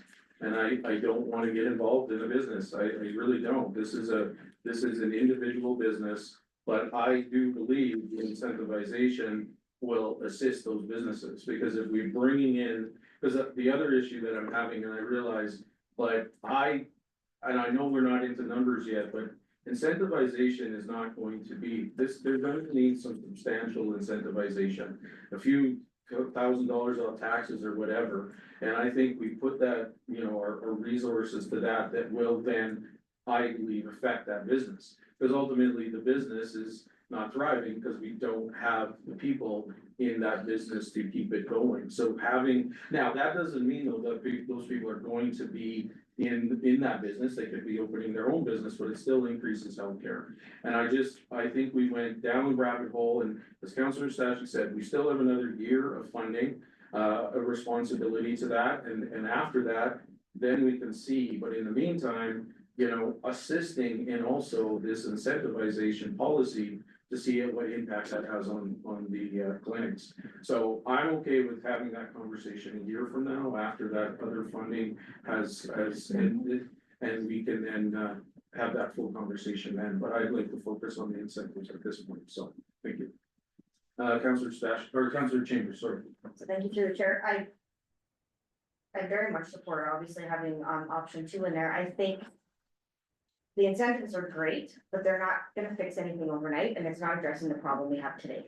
End of story. And if we have, I know we have an obligation to the one medical clinic, that's fine. I see that as a little odd. I agree that that totally needs to be revisited. Did it work? How did it work? All of those things, but what's gonna happen in the gap in between? And we have an election coming. And now that the motion's been split, in all fairness, we have the incentives is one thing. Maybe we're rolling ahead in a robust incentive program to start with, and we're gonna take some more time to look at what this could look like for the clinics, but the incentive programs, by the time they've reviewed and reports come in and they're developed and all of those things, isn't going to help the clinics manage in the short-term bundle, and it's not gonna help our current doctors that are sitting here. And that's where I see this option 2 being critically important. Long-term, I don't believe that we should need an option 2. I believe that option 2 should be in a term, while our incentives are picking up steam and bringing those people in and doing all the lovely things that the individual incentives may or may not do in that point. But I see option 2 as, I don't think we should wait for a year to have a conversation about how to equitably deal with both clinics. Yes, we've made a commitment to the one clinic, but does that mean that we don't talk at all to the other clinic for a year because we committed to another clinic a year ago? That doesn't make any sense. I think we have to look and say, okay, this is what we want to do on an individual basis, this is what we want to look at, or maybe don't want to look at. But again, it needs to come to us so that we can make that decision of whether or not we think it needs to be on the table or not. Saying we're parking the conversation about dealing with our medical clinics for a year, I don't believe that's responsible, and I don't believe it's what the clinics have been asking us for. And we have a very acute problem right now. So yeah, we're looking out at these doctor incentives for sure, but we still have an acute problem that I think needs to be talked about within the next 12 months. We don't want to push that to the end. I think it's critical to look at it now for the people that are here doing the work for us and keeping our healthcare system afloat in a tough time. I think it's short-lived. Whatever incentives could go to the clinics, but I believe it's stopgapping as was before, until we can get some of these things rolling forward. I myself and then Councillor Stachey, you know, it was interesting today, in my other hat, I was doing a conversation on boundaries. And all that kept coming into my head is this evening's conversation on boundaries. Is what are our boundaries as a municipality when it comes to healthcare? And we've gone over that boundary. And I think that, you know, incentivization, even though it's blurry, I think it still stays in within our boundary to try to improve. It is not our job as a municipal governance to fix the healthcare problem in our community. It is not our job to fix the bricks and mortar in our community. It is boils down to that as a provincial responsibility. And I've had many people come to me, you know, talking about, you know, our taxpayer dollars, could it not go to something else? So I think that this is it isn't a solution to the problem of healthcare. It isn't, but to hint it could be. It could be, and it's investment potentially of taxpayers' dollars into building a better population of doctors in our community. But the other part of this, to me, we've already made that responsibility. We're not shirking on that responsibility.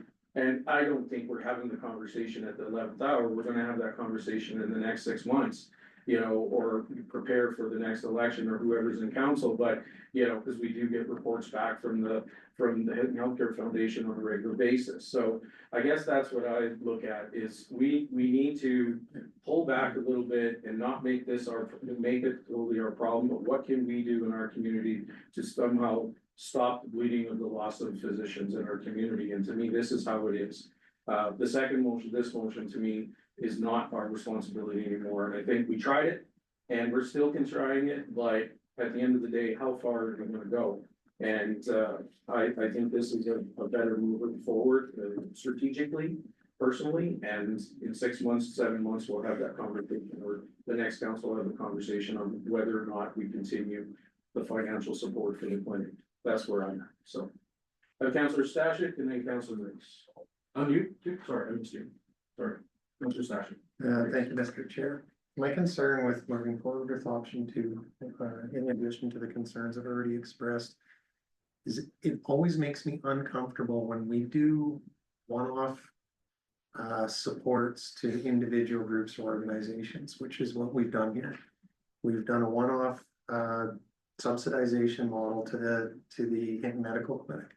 And then subsequent to that, we had another request from Aspire Health for another significant amount of money.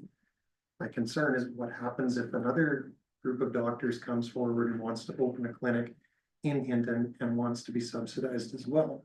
We could be very easily looking at $1.5 million a year of taxpayer dollars going towards subsidizing independent businesses, clinics operating in the community of Hinton. That's a concern.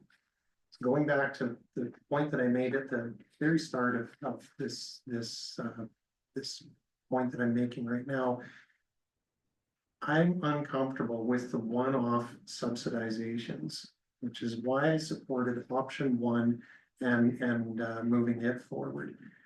It's got universal, fair, and equitable support for anybody who qualifies for it. They're not individually negotiated with each body for different amounts of money. And that is something that I really do not want council to get into, this council or next council. I don't want to see them sitting around this table discussing the level of subsidization that they're going to give to existing or new clinic enterprises in our community. I would prefer something that is clearly laid out, that anybody who's looking to seek subsidization can see exactly what's available to them and if they qualify or not. Thank you. Thank you, Councillor Stashik, and Councillor Magoon, and then Councillor Riggs. Thank you, Mr. Chair. I think, again, always looking to try and sway my fellow councillors. I mean, the thing to understand here is that we've done this before. As a council, we've identified strategic opportunities or necessities where we've said, as a council, we need to be involved so that our community can either flourish or that we can continue to survive. You know, recent case history, I think of Mondi as an example. We made the decision as a council to support a business moving forward because we saw that there was a benefit to the community. And in this case, I think, you know, from a strategic perspective, do we identify that this is a hard decision? Yep, absolutely. But I think everybody around the table identifies that healthcare in its current state in the town, you know, it's critical. So what are we gonna do? You know, is it easy enough to say, yeah, it's some other level of governance problem? Yeah, it is easy. But the problem is that's not the right decision. As community leaders, we've been, you know, passed a burden of leadership to make hard choices. And in this case, the hard choices, are we just gonna sit and say, okay, well, look, we have two medical clinics that have come and they want to engage us on this. Are we okay making a one-off in this instance, even though it's not best practice? Yeah, because ultimately, at least for me, that's the right choice, is trying to address that problem. And I would rather be aggressively trying to deal with the problem in all its facets, rather than just saying, well, you know, hopefully a one-off incentive package does the trick, but it doesn't really deal with the problems that are brought to us from the business side of things. So, and that's where I support Councillor Chambers' opinion that there is a business side to this that we have to consider. Thank you. Councilor Chambers? So, thank you through the chair, I again totally agree with Councilor Stashik, however.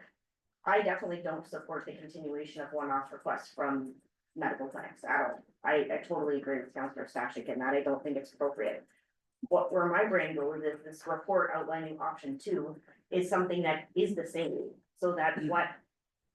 One clinic is getting, the other clinic is getting, it is that, I don't know, let's like throw something there, it's a tax, the property tax concession. Maybe that's all that comes out of it is what's gonna be given to these clinics is the property tax concession, maybe it's snow shoveling, I don't know, whatever the thing is, but. That this report is coming forward, not to say that we're gonna continue to give the Valley Medical Clinic what they have been getting, and not saying that we're gonna give to Aspire what they've asked for in the graph that's presented in front of us. I don't see that at all, I see that as, how can we, and if a third clinic opens up, well, then we would have a model saying, hey, this is how we support medical clinics within our community. We do this through a tax incentive, I don't know, whatever, we do this through whatever the thing is, we don't have a report, so we're speculating, but that's what I think option 2 brings us, is something that we can say, this is how we help our clinics, not wait till a clinic's drowning and then we have to dive in to help them in the 11th hour with millions of dollars. It's something that says, this is what we're doing, this is how we're helping, this is how we can help, this is what we feel is reasonable. We're doing this for the doctors as individuals, recognizing that there's whatever point ABC, we feel that these one-off things for 3 years for whatever, but again, in an equitable fashion. I don't see it as taking, this is what you need to write a check to make your business better. It's what are we comfortable as a council in this report that the administration would bring back to us, say these are things we feel are reasonable within our mandate to provide over the next 3 years, 5 years, 10 years, I don't know, whatever that looks like. So I do agree with you, but I think option 2 isn't, in my mind anyways, unless I'm totally mistaken, isn't saying that we support giant one-off asks. It's saying, what are the options to support the clinics themselves that we're comfortable with? That's what I see option 2 providing. Something more consistent and clear. So I myself, and then just a couple of things, one on Mondi, that's for everybody. It's an open to everybody, we're talking one business in town, we're doing it. Mondi, we adjusted our non-residential incentive package.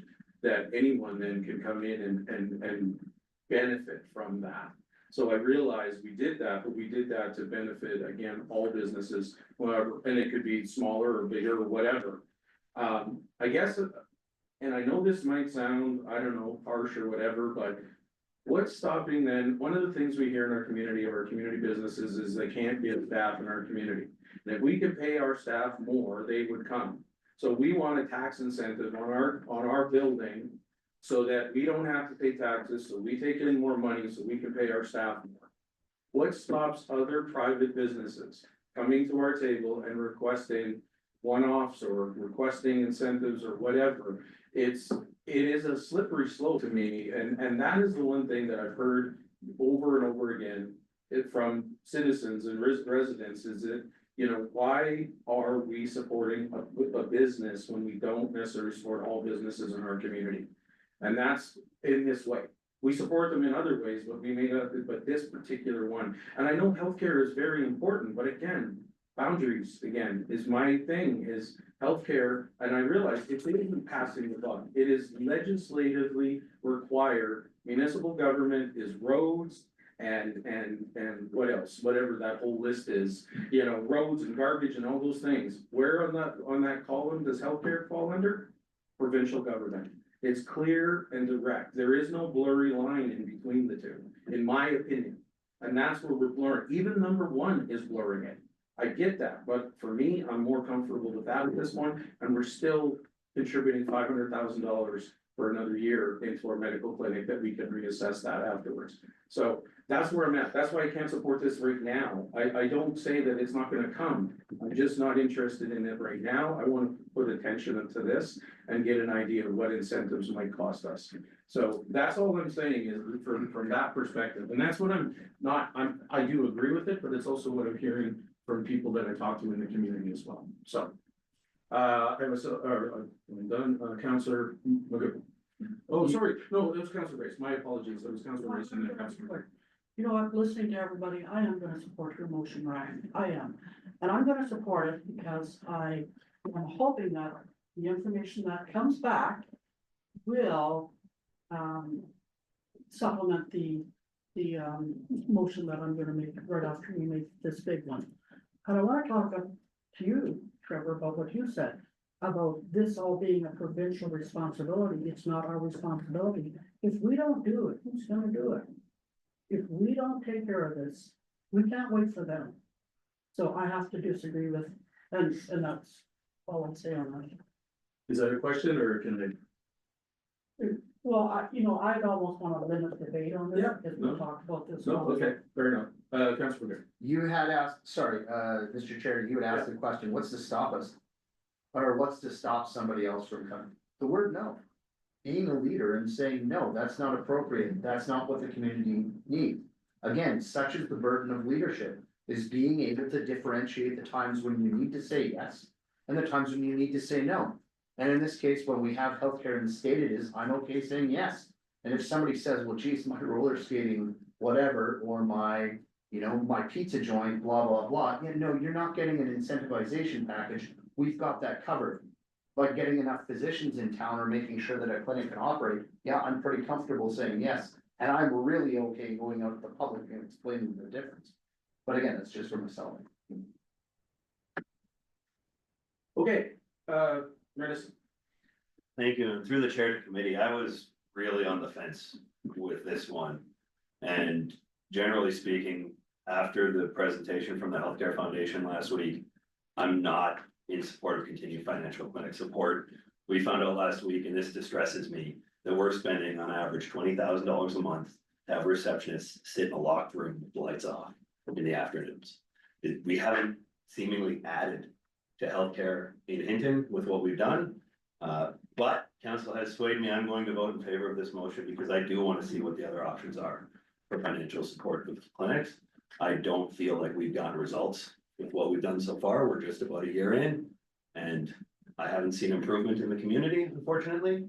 And I would really like to see us get that improvement, and perhaps this report will include some options that we can move forward with. Counselor Sasha. Right, really quickly then, to that, and to Councillor Chambers' point that she made earlier, very similar vein. Is that the intent of administration, is to bring forward options on different models of supporting the existing clinics, or are we talking about just continuing to do it in the same format that we have been doing it up till now? Through the chair, our intent is to bring forward what options we have for corporate support as a broad category and looking at different ways that we could provide support to the medical clinics. What we've done so far through an arm's length model for deficit funding, that's one model, that's one thing we can do, but we would be looking at other options. Okay, if I could follow up. Okay, if we're looking at different options that are fair and equitable and universal, and not one-offs where they're coming to council and making specific requests, I can get behind that. That was my biggest hurdle in getting over option 2. So that said, I'm prepared to support option 2 moving forward as well. Thank you. Thank you. I'm glad you spoke up. Cause that clarification is good for me too. I do challenge Councilor McGowan on a pizza place that puts food in the mouths of the people, so I would question and challenge you on saying they're less than anyone else, cause they don't see it that way, but. With that, I think it does warrant an investigation of the different options that, like said, is equitable, different corporate sponsorship. So with all that debate and everything, and I still feel strongly as I do, but I am willing to also support this to see what those options might look like. And then we can also compare, the two as well. So, I appreciate, but I do appreciate, council's, all their, comments and debate on this one, because it is a difficult topic for municipalities right now, so. Councilor Reese. I'll be quick, thank you, sir, very much. So option 2, continued financial clinic support, it doesn't say you know, we're gonna be looking at other avenues. It doesn't say that here, but is that what you just said? Yeah, through the chair, it is continued financial support for the clinics. Now, which model that, now how we do that, there's lots of different options that we could take a look at, but it is, you know, in some way, shape or form, still continuing to look at incentives or subsidizations or financial support for the clinic corporate entity. All right, thank you. All right, committee. Yeah, everything, right? Seeing no one else in queue, I'm gonna call the question then, the committee. Direct administration to return with a report outlining option 2 in the municipal support for healthcare report for up to a future committee of the whole meeting. If you could all please vote now. And Councillor McGivern is voting in favor by hand. And that is carried unanimously. All right. Thank you, everybody. Point of privilege. Absolutely. We are gonna Wonderful. take a 5-minute break. Excellent, thank you and welcome back. Council, anything else from reports from administration? Yes, Councillor Race. Thank you, Mr. Chair. I do have a direction I would like to make, and Tisha has it.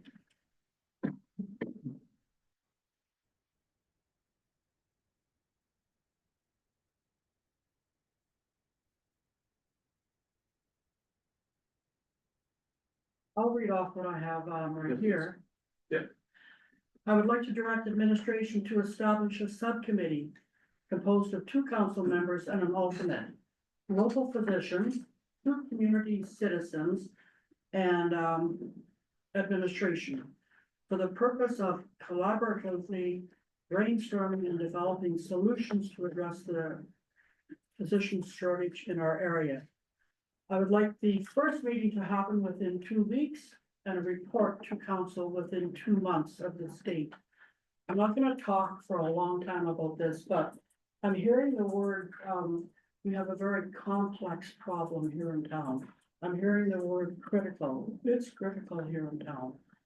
And you guys all know how I feel about this. I think it's so important to get everybody at the table. The people that we need to hear from, we've got to have an honest to God talk, so they know where we're at, we know where they're at, and we get something done.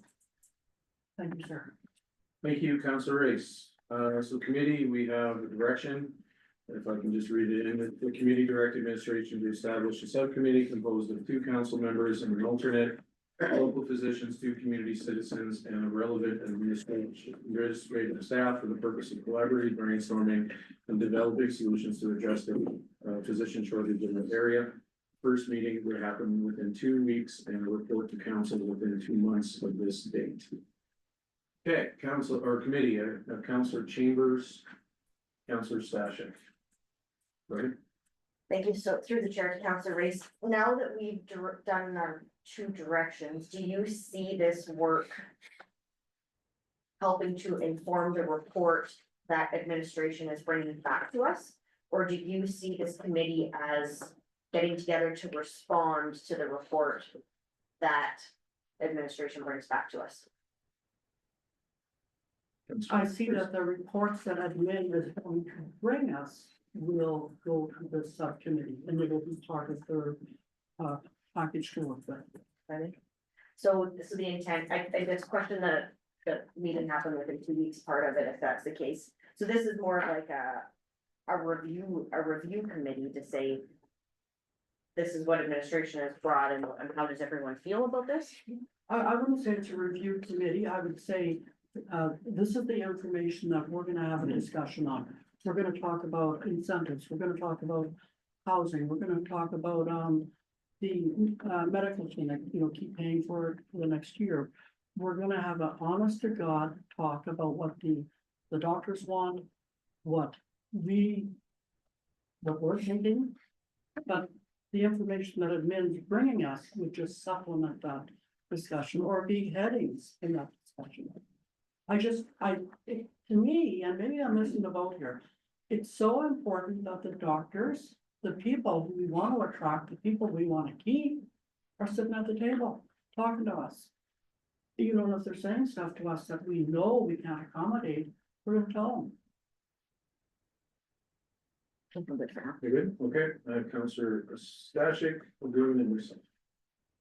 Thank you, Mr. Chair. So I guess my main question would be, we already have the attraction retention committee. How would this new subcommittee differ from Arch's role in terms of reference that Arch has? It almost seems like they'd be running towards similar ends. Unless I'm missing something maybe. Counselor Race, it is your motion, it's a question. So, you know, sitting on that, committee, we don't have a, you know, a lot of doctors sitting in front of us saying this is what we would like to see happen, this is what we would like, you to do to keep me in town. This is what you can do to keep the learners coming back, to keep the residents coming back. I don't feel we have that discussion. And having it, and I'm not saying this subcommittee is gonna last for a long time, it might be 2-3 months. 3 months, that's it, we're done. But we would get everybody at the table. For the people who need to be at the table would be there. Okay, Counselor Stashik, any follow-up? I'm okay for now. Okay. Counselor Lagoon. Yeah, I'm gonna support my friend colleagues' direction on the table. I think, at the worst, you know, what might happen? Nothing. Might not get any information out of it, but at the best, might have some good conversations, you might get some additional information. And I don't think it ever hurts if you've got an important goal to do a little parallel processing. That being said, an earlier question, and it might have been from Councillor Ostashik, was, you know, what might the difference be?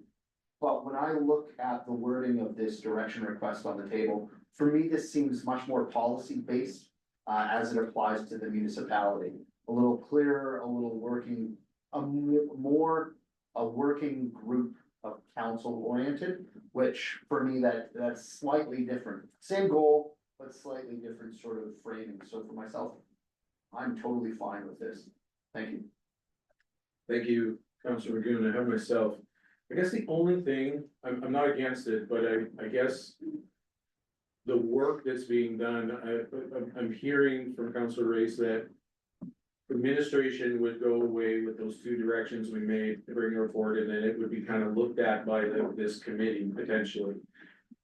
In my mind, it would be collaboratively working together somewhat with that report, is gathering information to.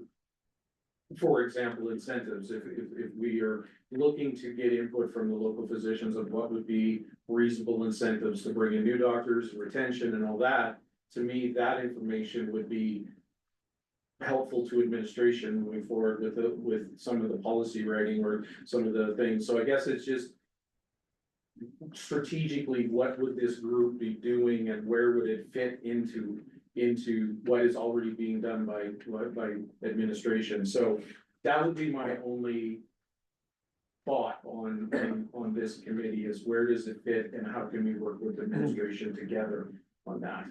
So I don't know if that's maybe a question to, is that the intent, Councillor Race, or is it that I wasn't getting that from the original You statement? know what, prior to coming into this meeting, you know, I didn't take into account option 1, 2, and 3, eh?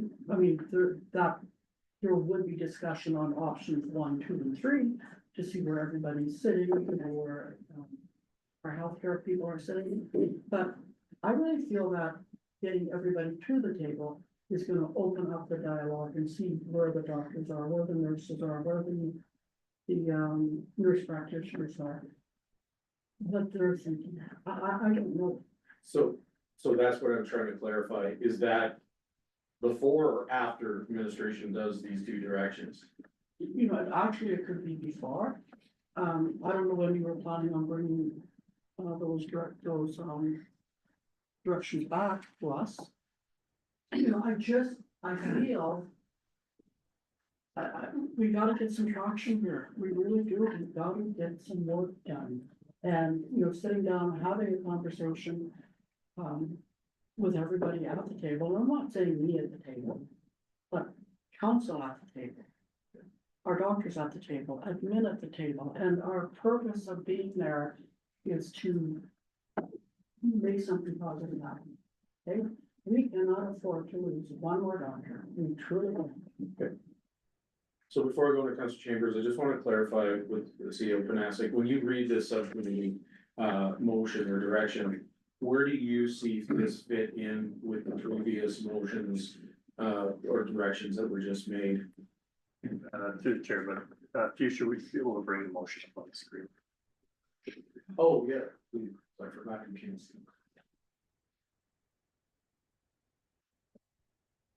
We can go with that too, for us and people.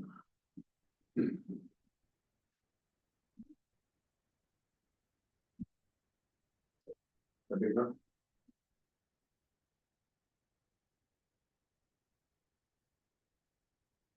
Yeah, through the chair, I would say that my impression of how we would do it is we would likely submit a very similar report to what committee has in front of them today, and solicit if they have any idea of how this thing should be structured. And that will, make up the larger report, because really what we're doing at this point is still canvassing options. We're just going to be drilling down another layer into these different things and looking at how they can be structured. And then once our report is done, we would bring that back to the committee. The only question that I would have on it is, who is appointing all of the members? Is that just, is that council appointing all of the members, or is that? I would just look for that clarification, but Good question. Okay. I'm gonna go with Council Chambers first, and then we can add to that if you need. So Council Chambers, Yeah, I don't know if I'm quite ready, but I'm almost. I'll listen to everybody talk and then maybe propose an amendment, because I feel. I support this in broad scale for sure. That we need. I don't wanna be out in the community and have a doctor come and say, oh, that's really great what you guys did, but I don't think it's gonna work, and that's not gonna work for me, and nobody asked me, and I don't know. And I don't know that that's happening or not happening, I have no idea, but I think that everyone needs to have an opportunity, whether that's in written form or one special meeting, or I don't know, whatever that looks like. I think everybody that's operating as a physician in the community should be able to come to the table with what, even if it's just brain dumping what ideas are. But how are my questions are, like, what's the terms of reference? How are the two council members appointed? Should the word all local physicians be added?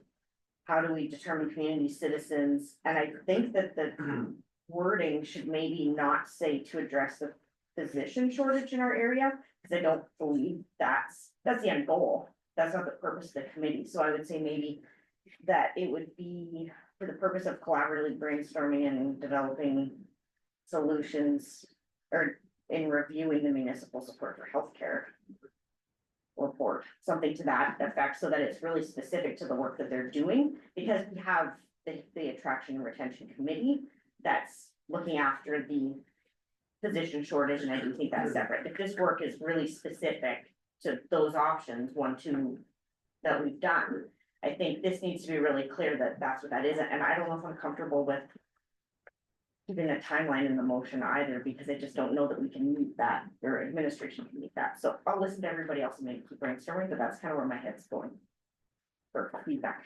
CEO Panasic. sort of through the chair, this may be a throw-in idea, but a lot of what is going to be composed of. The only thing that we're really adding to a committee that is not already entrenched in the attraction and retention committee is local physicians.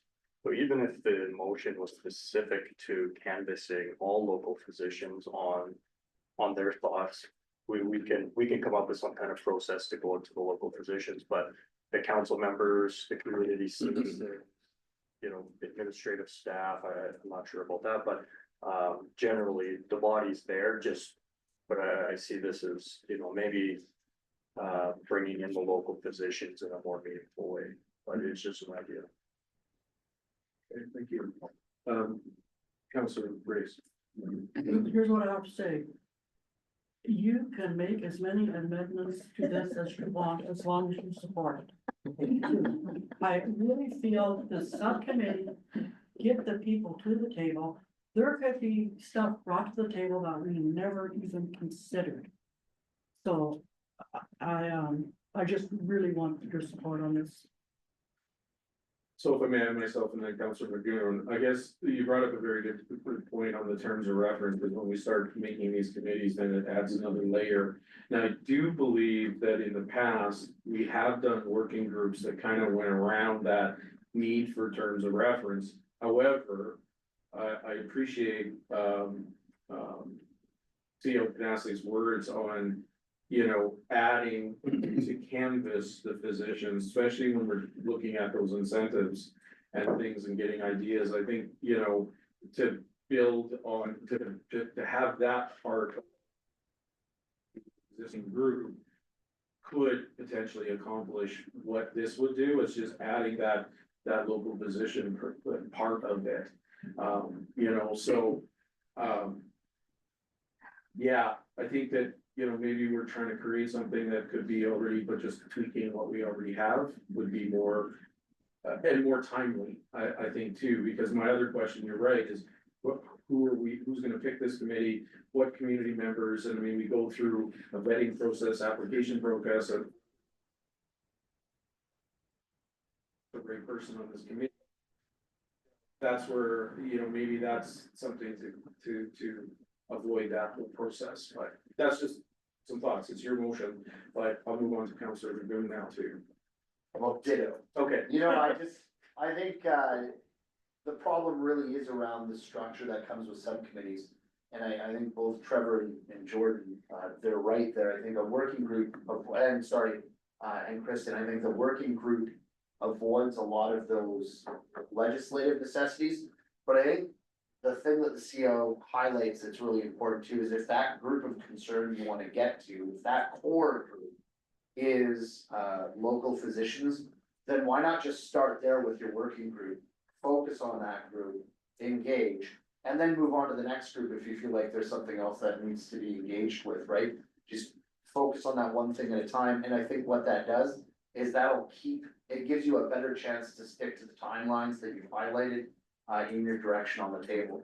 Because the subcommittee does have to go through those specific, we have to create terms of reference and all that kind of stuff. And procedurally, that limits your time. I don't think it'd be hard to hit. It says, the first meeting would happen within 2 weeks. We can't, because within 2 weeks, you would have to be at, you know, a regular council meeting. Those terms would have to be drawn up by administration. You know what I mean? So I think that would be a good way to get the same result. Councilor Reese? You know what, that's not carved in stone, 2 weeks and 2 months, and are there not templates out there for terms of reference that? You can take a look at, fill in the blanks? Is there not? Through the chair to members of the council, I mean, there is, it's not like it's, you know, a difficult thing to do, but then we have to bring it back to council for approval. We have to appoint the members, we have to, you know, look at, you know, a structure on how we're going to appoint the members. And, you know, usually with committees, especially in the summer scheduling, it does delay things almost inevitably. So, you know, I think committees are, you know, they're a good tool, but they do not, they don't lend well for, being very quick. I'm sorry? For being very quick in trying to turn these things around. So I think that the timelines identified, I don't know if that would be possible. You know, we can change that timeline, But, that can be changed. you know, and through the chair, you know, if the goal here is to make sure that we're engaging with all of the different stakeholders, I mean, that is our intent at a very baseline, because medical, you know, this field is not really an area that I have intimate knowledge of, and there's a lot of nuances when you're looking at these, even with existing programs through AHS. So we do intend to, you know, talk to AHS about what programs are out there and how do these, you know, either complement or go against. You know, there's lots of different things that we have to consider with this. So, you know, And certainly with the local physicians, you know, if we wanted to be specific to that group, you know, we can look at a way that we can engage all of the local physicians and gather all of the thoughts, because, you know, the local physicians are also individuals, right? And individuals have very different preferences, so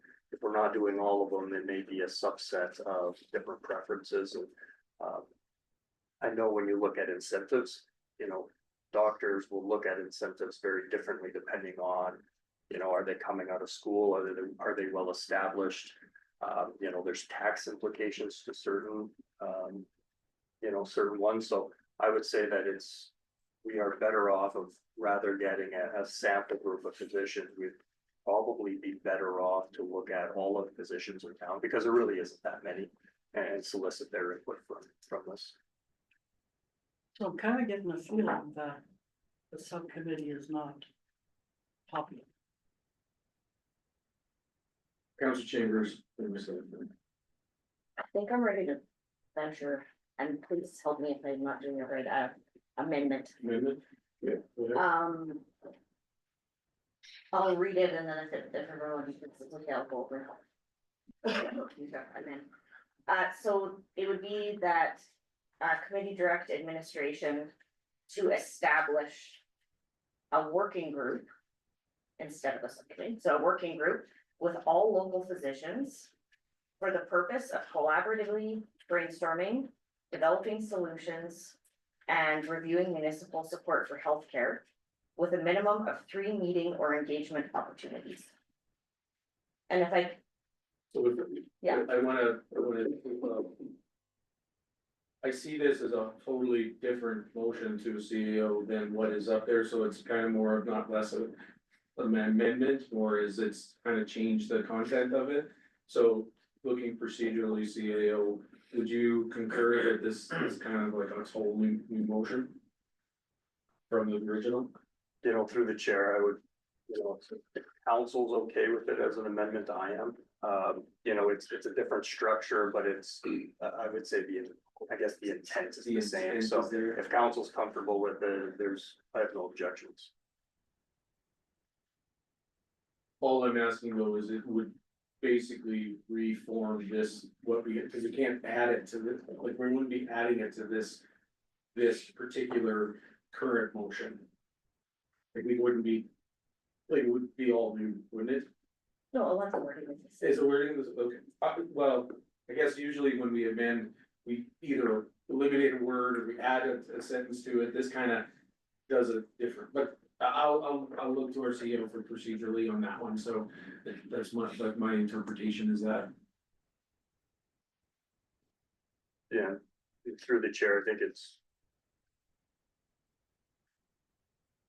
Like I said, I think we can amend this. The other way, if we want to look at this cleanly, is we could always defeat the motion and put this one directly on the floor. Okay.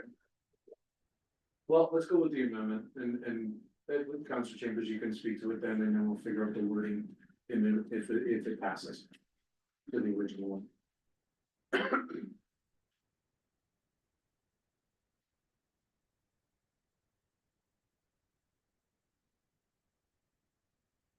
Yeah, pretty good.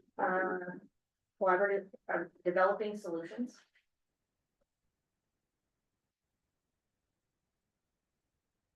And reviewing municipal support for healthcare.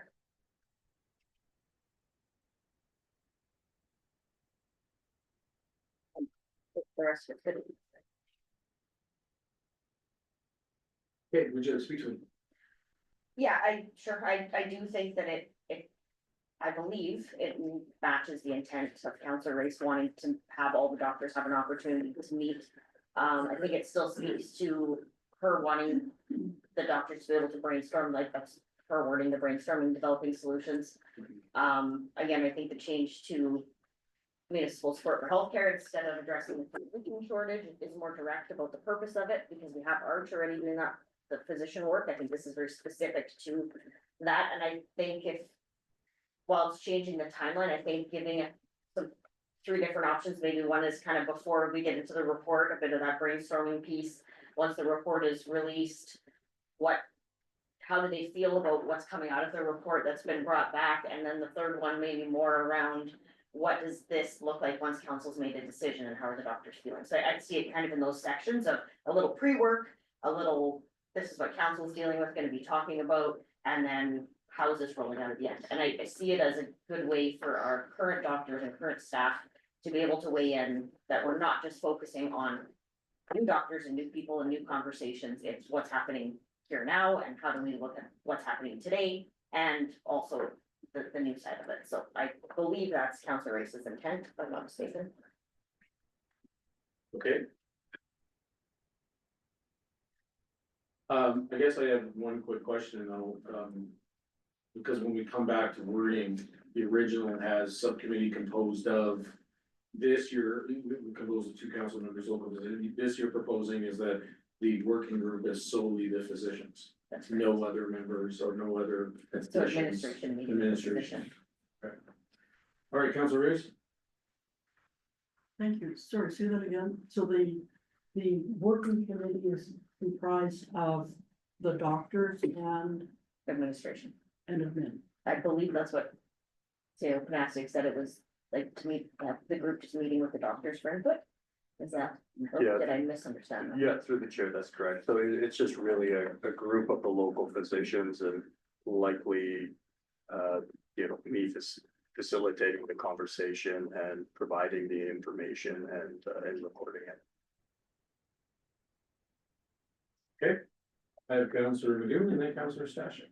Yeah, most of the, sorry, in my experience, the working groups of council that I've participated in have had council members on them. So for myself, I'm great with all of that, I would just wanna see the addition of at least a counselor. So sorry, in its current form, I can't support it. If that's the intention, is that working group only refers to, administration. It's important, I like to have council representation there. Thank you. Councilor Magoo, Councilor Stashik. Thank you, Mr. Chair. I'm a little bit lost here, really, for an amendment. This is, Yeah. doesn't really seem amending the original motion. It's significantly different. And unclear, I'll be honest. I'm not sure who the members of the working group are based on that. I'm not sure how to move forward, but I don't know that I can support that, not because I don't like it, it's lacking clarity for me. So. As all respect to our CEO, I appreciate it, but personally, as the chair, I see the same thing. This is a completely changed motion from the original. I don't see how we can interlay the two. So personally, I would respectfully is we consider the first motion and decide whether it goes through or not. Or it's withdrawn and we consider this one as, and then we can tweak some of those things, because we're gonna get into amendments of amendments and amendments, so I just see this a completely different, and then with all respect to the Chancellor Chambers, I just see this completely changing the overall effect of the first one, so yeah, Mayor Nissen, you were gonna chime in as well, but I'll let you and then. You know what, I'm gonna try and I'm gonna throw a wrench into this one or maybe help out. Right on. I'm going to call the point of order. Thank you. I feel that this is out of order for an amendment and I'd like a ruling from the chair. Should the chair find this out of order, I would be happy to move to table the existing motion until we could deal with a discussion on something like this. Excellent, and the ruling is, I agree, cause I just think it totally changes it, so, we have a motion to table this current motion.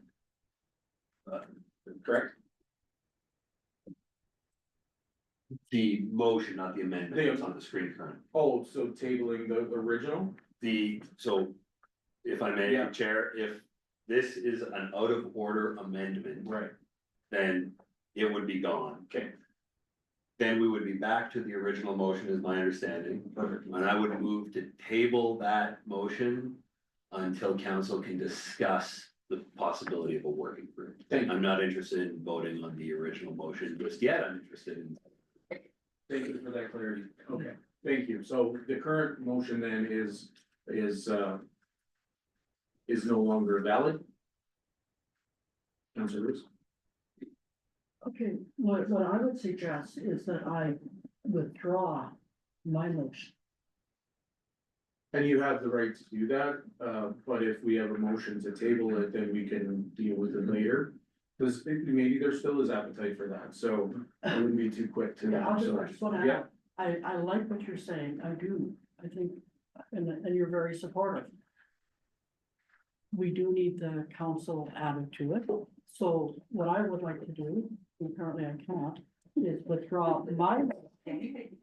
And then what you had said is to tweak this, because it's definitely a motion, it's not an amendment. So to tweak yours and just, add a few things and we are on the money.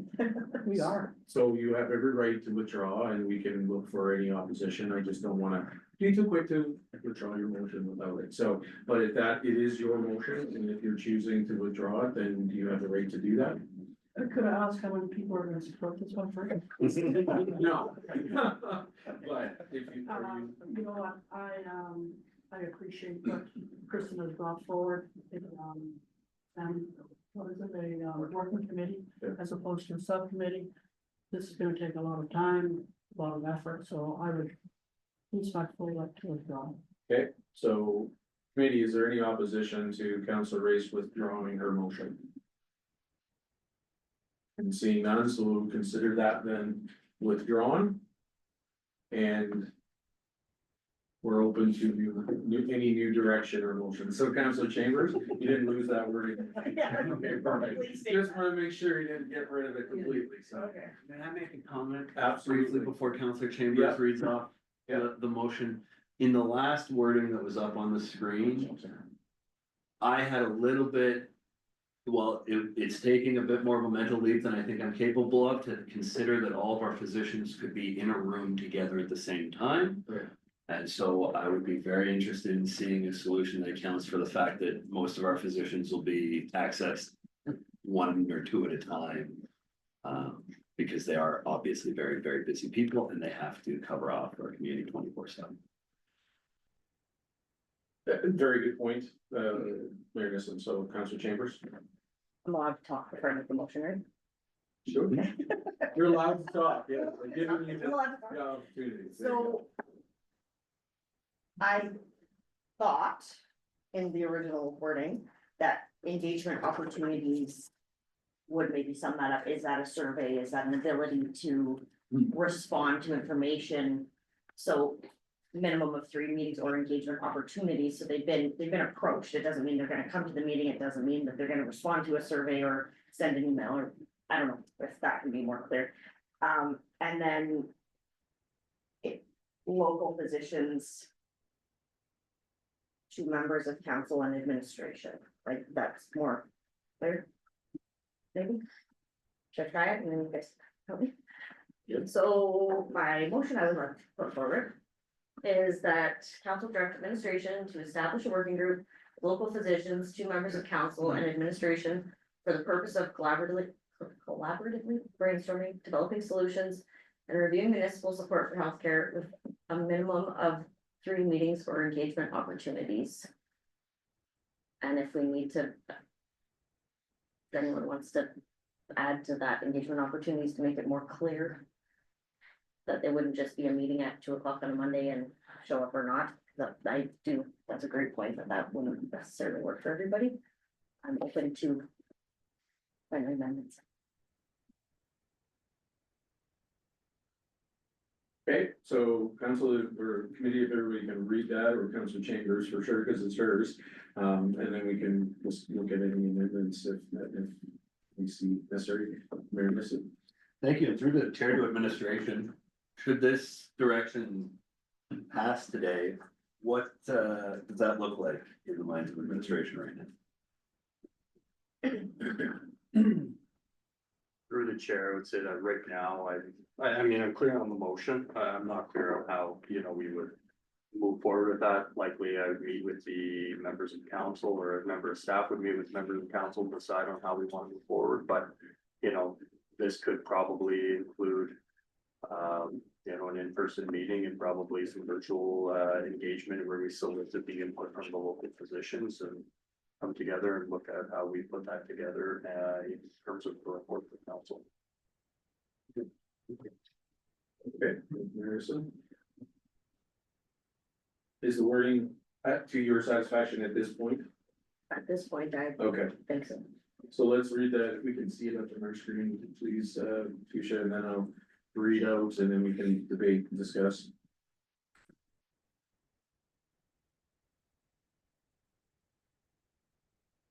Okay, so we have direction, the committee direct administration establish a working group with the local physicians, 2 members of council.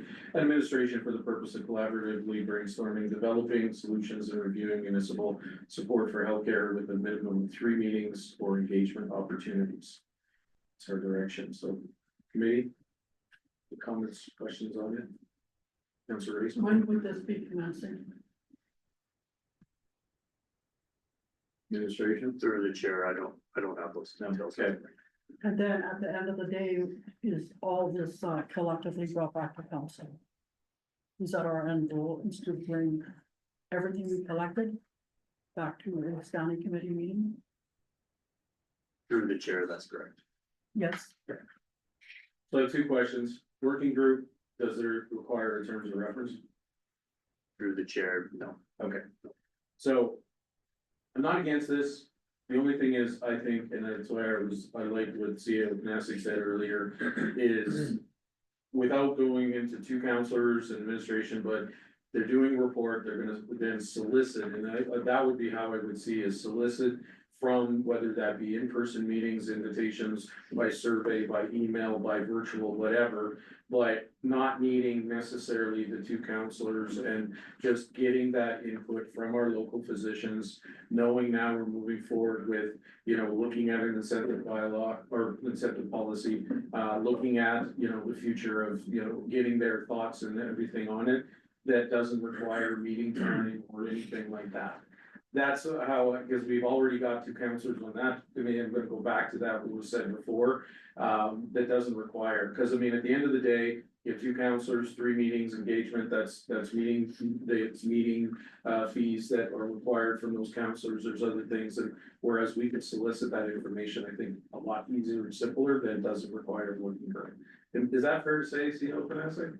Or am I? To the chair, yeah, I would agree with that. Okay, so again, I'm all about collaboration, but I think, because the other issue is it's the time frame that can be done a lot faster and simpler, doesn't take scheduling so much, and it's already in collaboration with the directions we've already made, so. I guess I'm saying no to this, is what I'm saying, so, Mayor Nissen and then Councilor Moon. And again, through the chair to administration, is establishing a working group within the powers of committee, or is that something that's gonna have to go to regular? Through the chair, no, I think for a working group, this is working groups are by definition something very informal. I would say that direction from committee would be sufficient, and I would also ask actually committee to recommend the members of council as well, but then we could get started. If I may. Yeah. So with that, the motion as it stands, I'm not convinced that I'm prepared to establish a working group today. I would be interested in sending administration off to come back with a report that suggests some of the mechanisms by which this working group could function, along with the questions of, okay, how are we going to establish the council membership? Physician membership, what are the engagement opportunities going to look like? I would like a little bit more information around some of those, perhaps, to make this decision. So I'd be very interested in supporting a motion that amends this to bring back a concept or a report on a working group, so we can make those detailed decisions as a council, rather than trying to get started. That's just where I stand right now. I could probably be swayed. Thank you. Yeah, I think historically back to big issues that have impacted us as a municipality, a big one for me in my going back far enough. Was the interaction of the municipality with the golf course as a relationship. And going back far enough, one of the biggest points of contention between the membership, the town and council was that there was a disconnect. And that council over relied on administration, not to the fault of administration, but those key elements that council would eventually come to rely on were not communicated because members of council were not there doing the heavy lifting. This is not administration's role in this instance to get the kind of feedback at the level we're looking for something this important. Because honestly, think about it, if something goes wrong in that instance, is council prepared to look down the table at administration and say, you missed something, you messed up? I'm not. That's not their role, and it's not fair to say to them that with an issue this big, with the potential of that potentially going wrong, I'm not willing to throw it on their plate and say, you didn't share something that was important in one of those feedback meetings with a physician. No, I think council has a responsibility to go there, to do the hard work, to do the heavy lifting, to listen, and to bring that back to council as a whole. That is literally our job. And so for myself, that's a working group is easy, simple. I appreciate the notion. There is nothing wrong with sitting down virtually or at a table with people as they need to gather the input. Is it gonna take some time? Yeah, absolutely, but it's good information that we'll get back. And I'd rather hear it so I know how it impacts the potentially hundreds of thousands of dollars worth of decisions that goes along with that.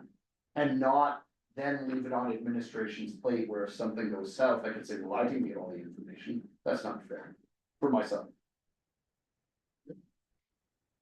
I guess I have myself, I guess, going back to the retention and attraction committee, we have two counselors that are already been doing the heavy lifting in that committee. To me, they are also, that's part of the retention and attraction is to start looking at this. So I guess I already see council involved. You know, but again, I'm not totally against this. I just think there's a simpler way that can achieve the same goal without going through another meeting of deciding what this committee is going to do. And I mean, this is the nature of municipal government. Things don't happen just like that. And I have to say, when we do things like that, it never works right. I'm gonna be honest with you, there's holes in everything. So I think if we're going to do this on this, we have to do either right or we use what's existing. And we have that. So that's my thought. Councilor Ricks. Thank you, sir. When we talk about having administration of the meeting, I wanted administration there as note takers. Somebody, you know, I see them at other meetings or take their recording, what's happening at that meeting. I also want admin there to bring us additional information should we need it. I think we're just putting a little too much thought into this and making it more difficult than it has to be. And that's all I'll say. Okay. Thank you. And through the chair to committee, I have heard Arch come up as a committee a couple of times here, and I am the alternate on Arch. I would like to point out to committee today that Arch is a very specific type of committee that is actually part of the Rural Health Practitioners Action Plan, the RPAP program. And it is not a municipal council committee in the normal sense. Right. And this scope for the working group to deal with local physicians and collaboratively brainstorm, develop solutions. That is not within the terms of reference of Arch currently, and likely won't be because of the nature of the RPAT program and the way that the recruitment and attraction committees fit within the broader provincial plan for recruitment and attraction. They do different things like the healthcare support days, going out to the conferences, doing that on the ground physician type recruitment. This would not fall within their purview, so it would be additional to that if council is concerned of doubling up. So I myself, thank you for that clarification. So, I guess to speed things up then, I'm okay with this as long as this evening we can also make recommendations of who the counselors are on, so we don't have to take another meeting to figure that out. And then leave it up to that working group to come together to decide on what is the purpose of the group and what is the intent, what do we want to solicit from those physicians other than that working group. You know, and leave it to try and eliminate the time factor, but, and to jump, not to complicate things, but I think there still needs to be some collaboration on some direction, to bring something back. But I think then we can avoid having to come back if there's those recommendations that are also made, or amended to this emotion, so. Councilor Race. Thank you, sir. I'm very, I'm prepared to let you know who I would like to see as chair from council and the second councillor. So are you posing an amendment to add that to this direction? Yes.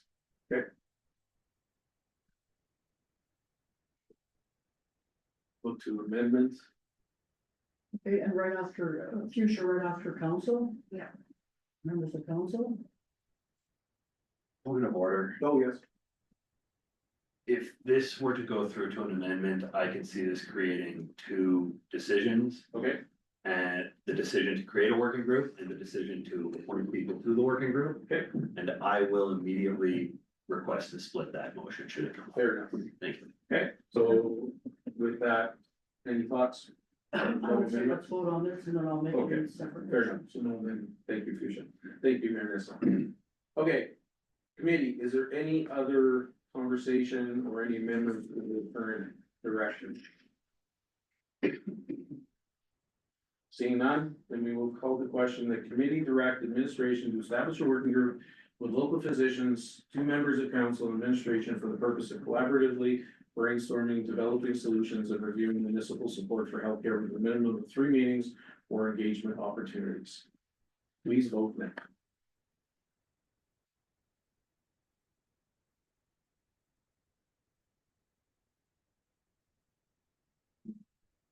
And that is carried unanimously with Mayor Nissen by hand. Okay. Committee, any other direction? Council Race. So I don't quite know the wording of this, will I be directing the administration or how do I, what's my opening? Seeking consensus.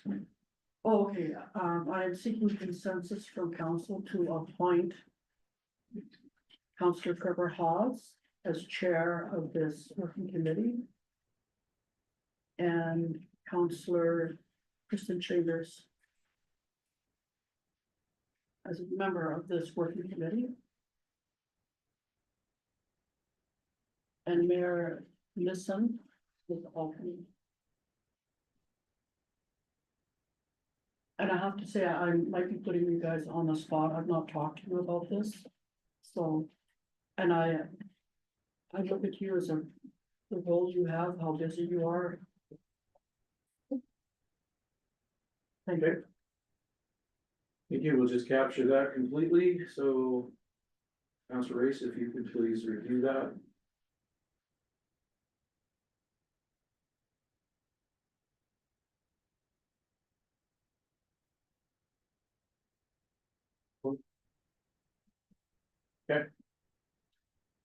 Okay, then we will, we've got the committee seeks consensus to appoint Councilor Trevor Hawes as chair of the working group and Councilor Kristen Chambers as a member of the working group with Mayor Nicholas Nissen as an alternate. Councilor Magoon. 2 questions, to administration. Number 1, the appointing of councillors to working groups, is that something that can be done legally within committee of the whole? And then secondly, just a statement, I believe because the mayor's ex officio to all groups of council, I don't think it would be necessary to include him. Simply because he has the ability to attend all those meetings, if it's his wish. If you could please. Through the chair to members of committee, I think that this is something that we can do in committee, because Okay. committee has the ability to refer items. To different groups or anything like that. This one may be one custom appoint or custom made by council, but it's still, a group of reference. Thank you. All right, committee, any other questions on the direction, Councilor Magoon? Sorry, courtesy, hey guys, what do you think? Are you able to fulfill the roles you've been voluntold for, at this point in time? Just curious. No, you go first. Well, I made the motion, so I would be happy to make time. It's 3 meetings and I think they're critically important, so I'd be happy. Yeah, I'm seeing, I can make some of some that, so thank you. Yeah. Okay. Councilor Reese? So one thing I have to say, tonight at this meeting, we have made comments on what we're for and what we're not for, right? Everybody sitting here listening, I think it's so important when you're on this committee that you are very objective. You are very objective, you listen to what is said, you don't come in with a bias. I think that'll make this committee very effective. So thank you, sir. Thank you. I want to clarify one thing though, based on that your comment there, because this evening we were offered 3 options. We chose 2 of them, not the third one. So that one will not be discussed, correct? Moving forward, the purchasing of that is not, Through the chair, that's my understanding. thank you. Okay. Councilor Chambers? I just, I agree with that from this is what council has directed administration to do. Right. But I believe that if that's what the positions wanna come to us and talk about, they can talk about anything they want. If it's clinic ownership, if it's some brainstorming thing, that's the brainstorming part is. It's their opportunity to come to us. We're not gonna go back to them with those options necessarily. Well, in the beginning, certainly not, because we've made a motion on 2 things. But I see it as, this is their opportunity to come to us with any willy-nilly idea that they could have in their own time, and then from there we determine. does Fair that- enough, and that's a good point. I just wanted to, from administrations, they've got their marching orders then, Yeah. but absolutely, okay, fair enough. Okay, council or committee, anything else on this direction? Seeing none, then we'll call the question, please vote now.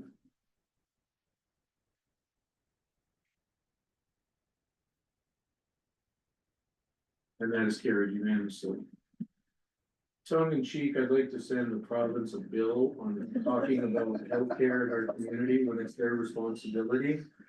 Just saying, because it takes a lot of meeting time, but it was well worth it, so, but I want to just throw that in there. Point of privilege, okay, yes, we can take a 5-minute break. Right, Suja, thank you. Welcome back, everybody.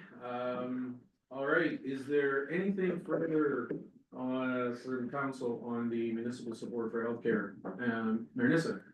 Thank you, and through the chair to committee, on February 18th, council passed a motion that amended the contract with the Hinton Healthcare Foundation to reallocate $125,000 from the original commitment to be repurposed for a physician recruitment firm and miscellaneous recruitment expenses. In the report to council last week, the Healthcare Foundation indicated that they were not successful in recruiting or in retaining a suitable medical recruitment firm, and that those funds are likely to go unspent. And I believe that because it was an amendment to the contract with them, that committee or council is going to have to take some action to reallocate those funds. And so I would like to seek consensus that committee direct administration to return a report on options for handling council motion RC TAC 250218.07 to a future committee of the whole. If I may speak quite briefly. Yes. I don't know what the solution is here. I don't know if the Healthcare Foundation is prepared to start discussing this contract amendment, or if they have other plans in place, but I would like to give administration the authorization to start cleaning that up, especially since it is within our contract with the Healthcare Foundation, at their discretion, and bring that back when prepared. Thank you. Excellent. Okay, committee, we have a direction that committee seek consensus to direct administration to return a report on options for handling council motion RC 250218.07 to a future committee of the whole meeting. I have myself, thank you for bringing this up, because I have some concerns. Because the word was, the firm didn't work and didn't fit.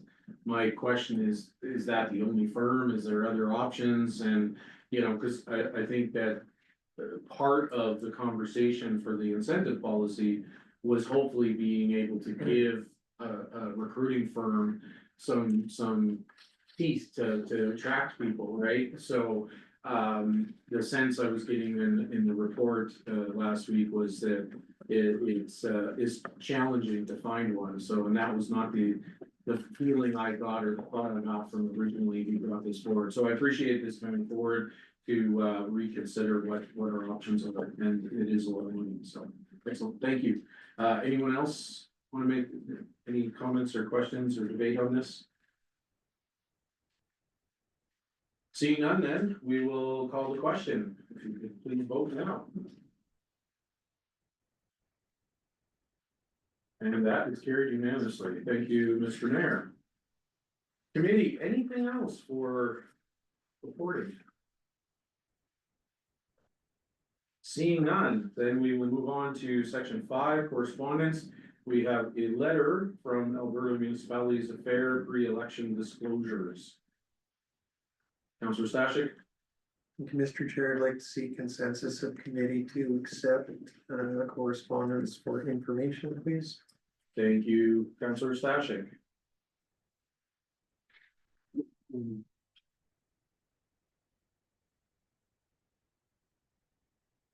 the direction is the committee seeks consensus to accept correspondence for information. Any debate? Seeing none, we'll call that question. Please vote now.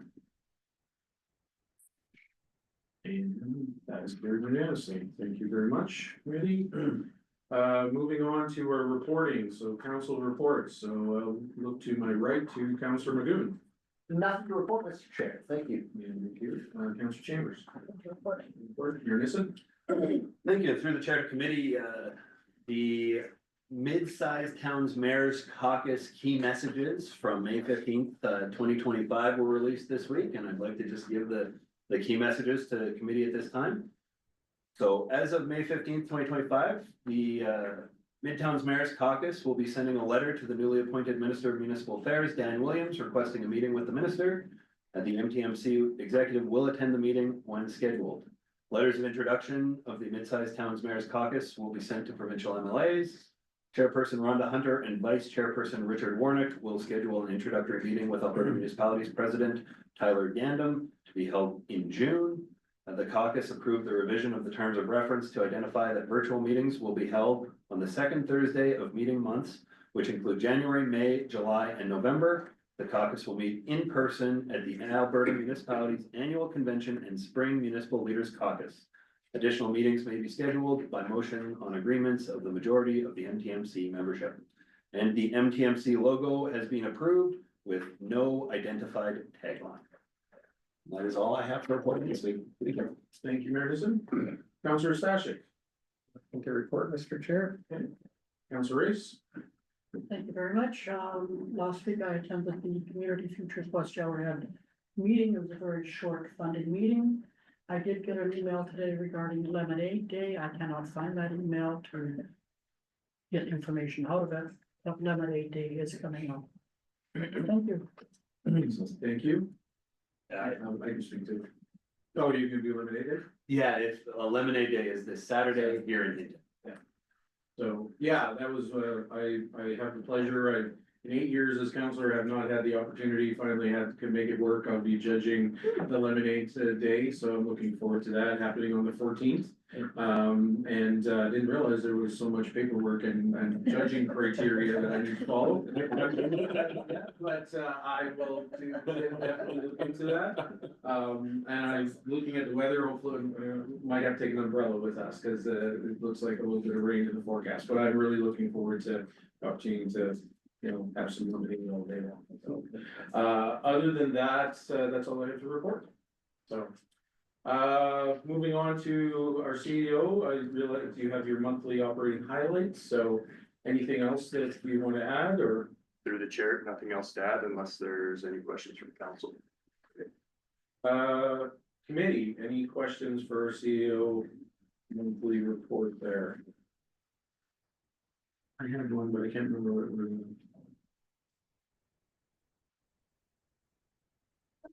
Oh, I just had a quick question, just to highlight, if I may, so we've got now, all the costs to the, cyber event, from what I see there, and we have recouped pretty much everything other than roughly a little over $1,000 from insurance, is that correct?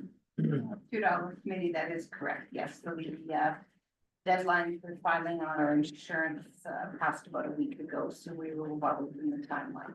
That's excellent to hear. That's fantastic, because that would have been a significant blow, so good thing for insurance, so excellent. I guess a question, follow-up question, is there any, because of this event, does our insurance cover adequately, or do we need to consider, you know, with these cyber events, because my understanding when cyber events happen, they can happen again.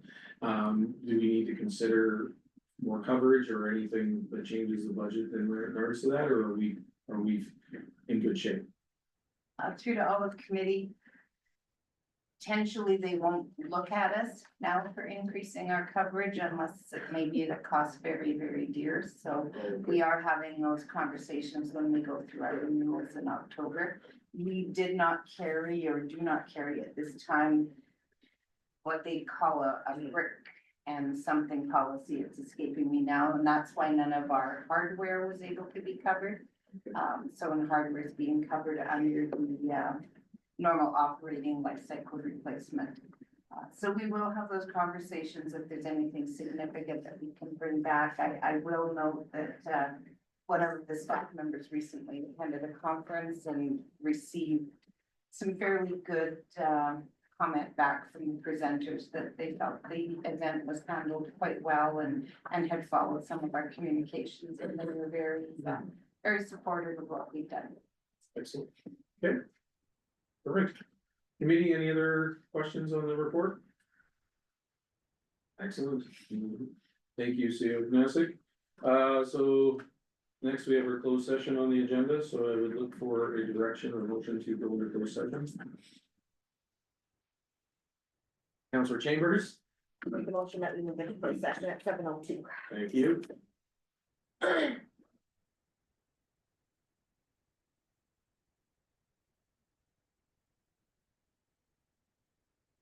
We have a motion to move into closed session at 7:02.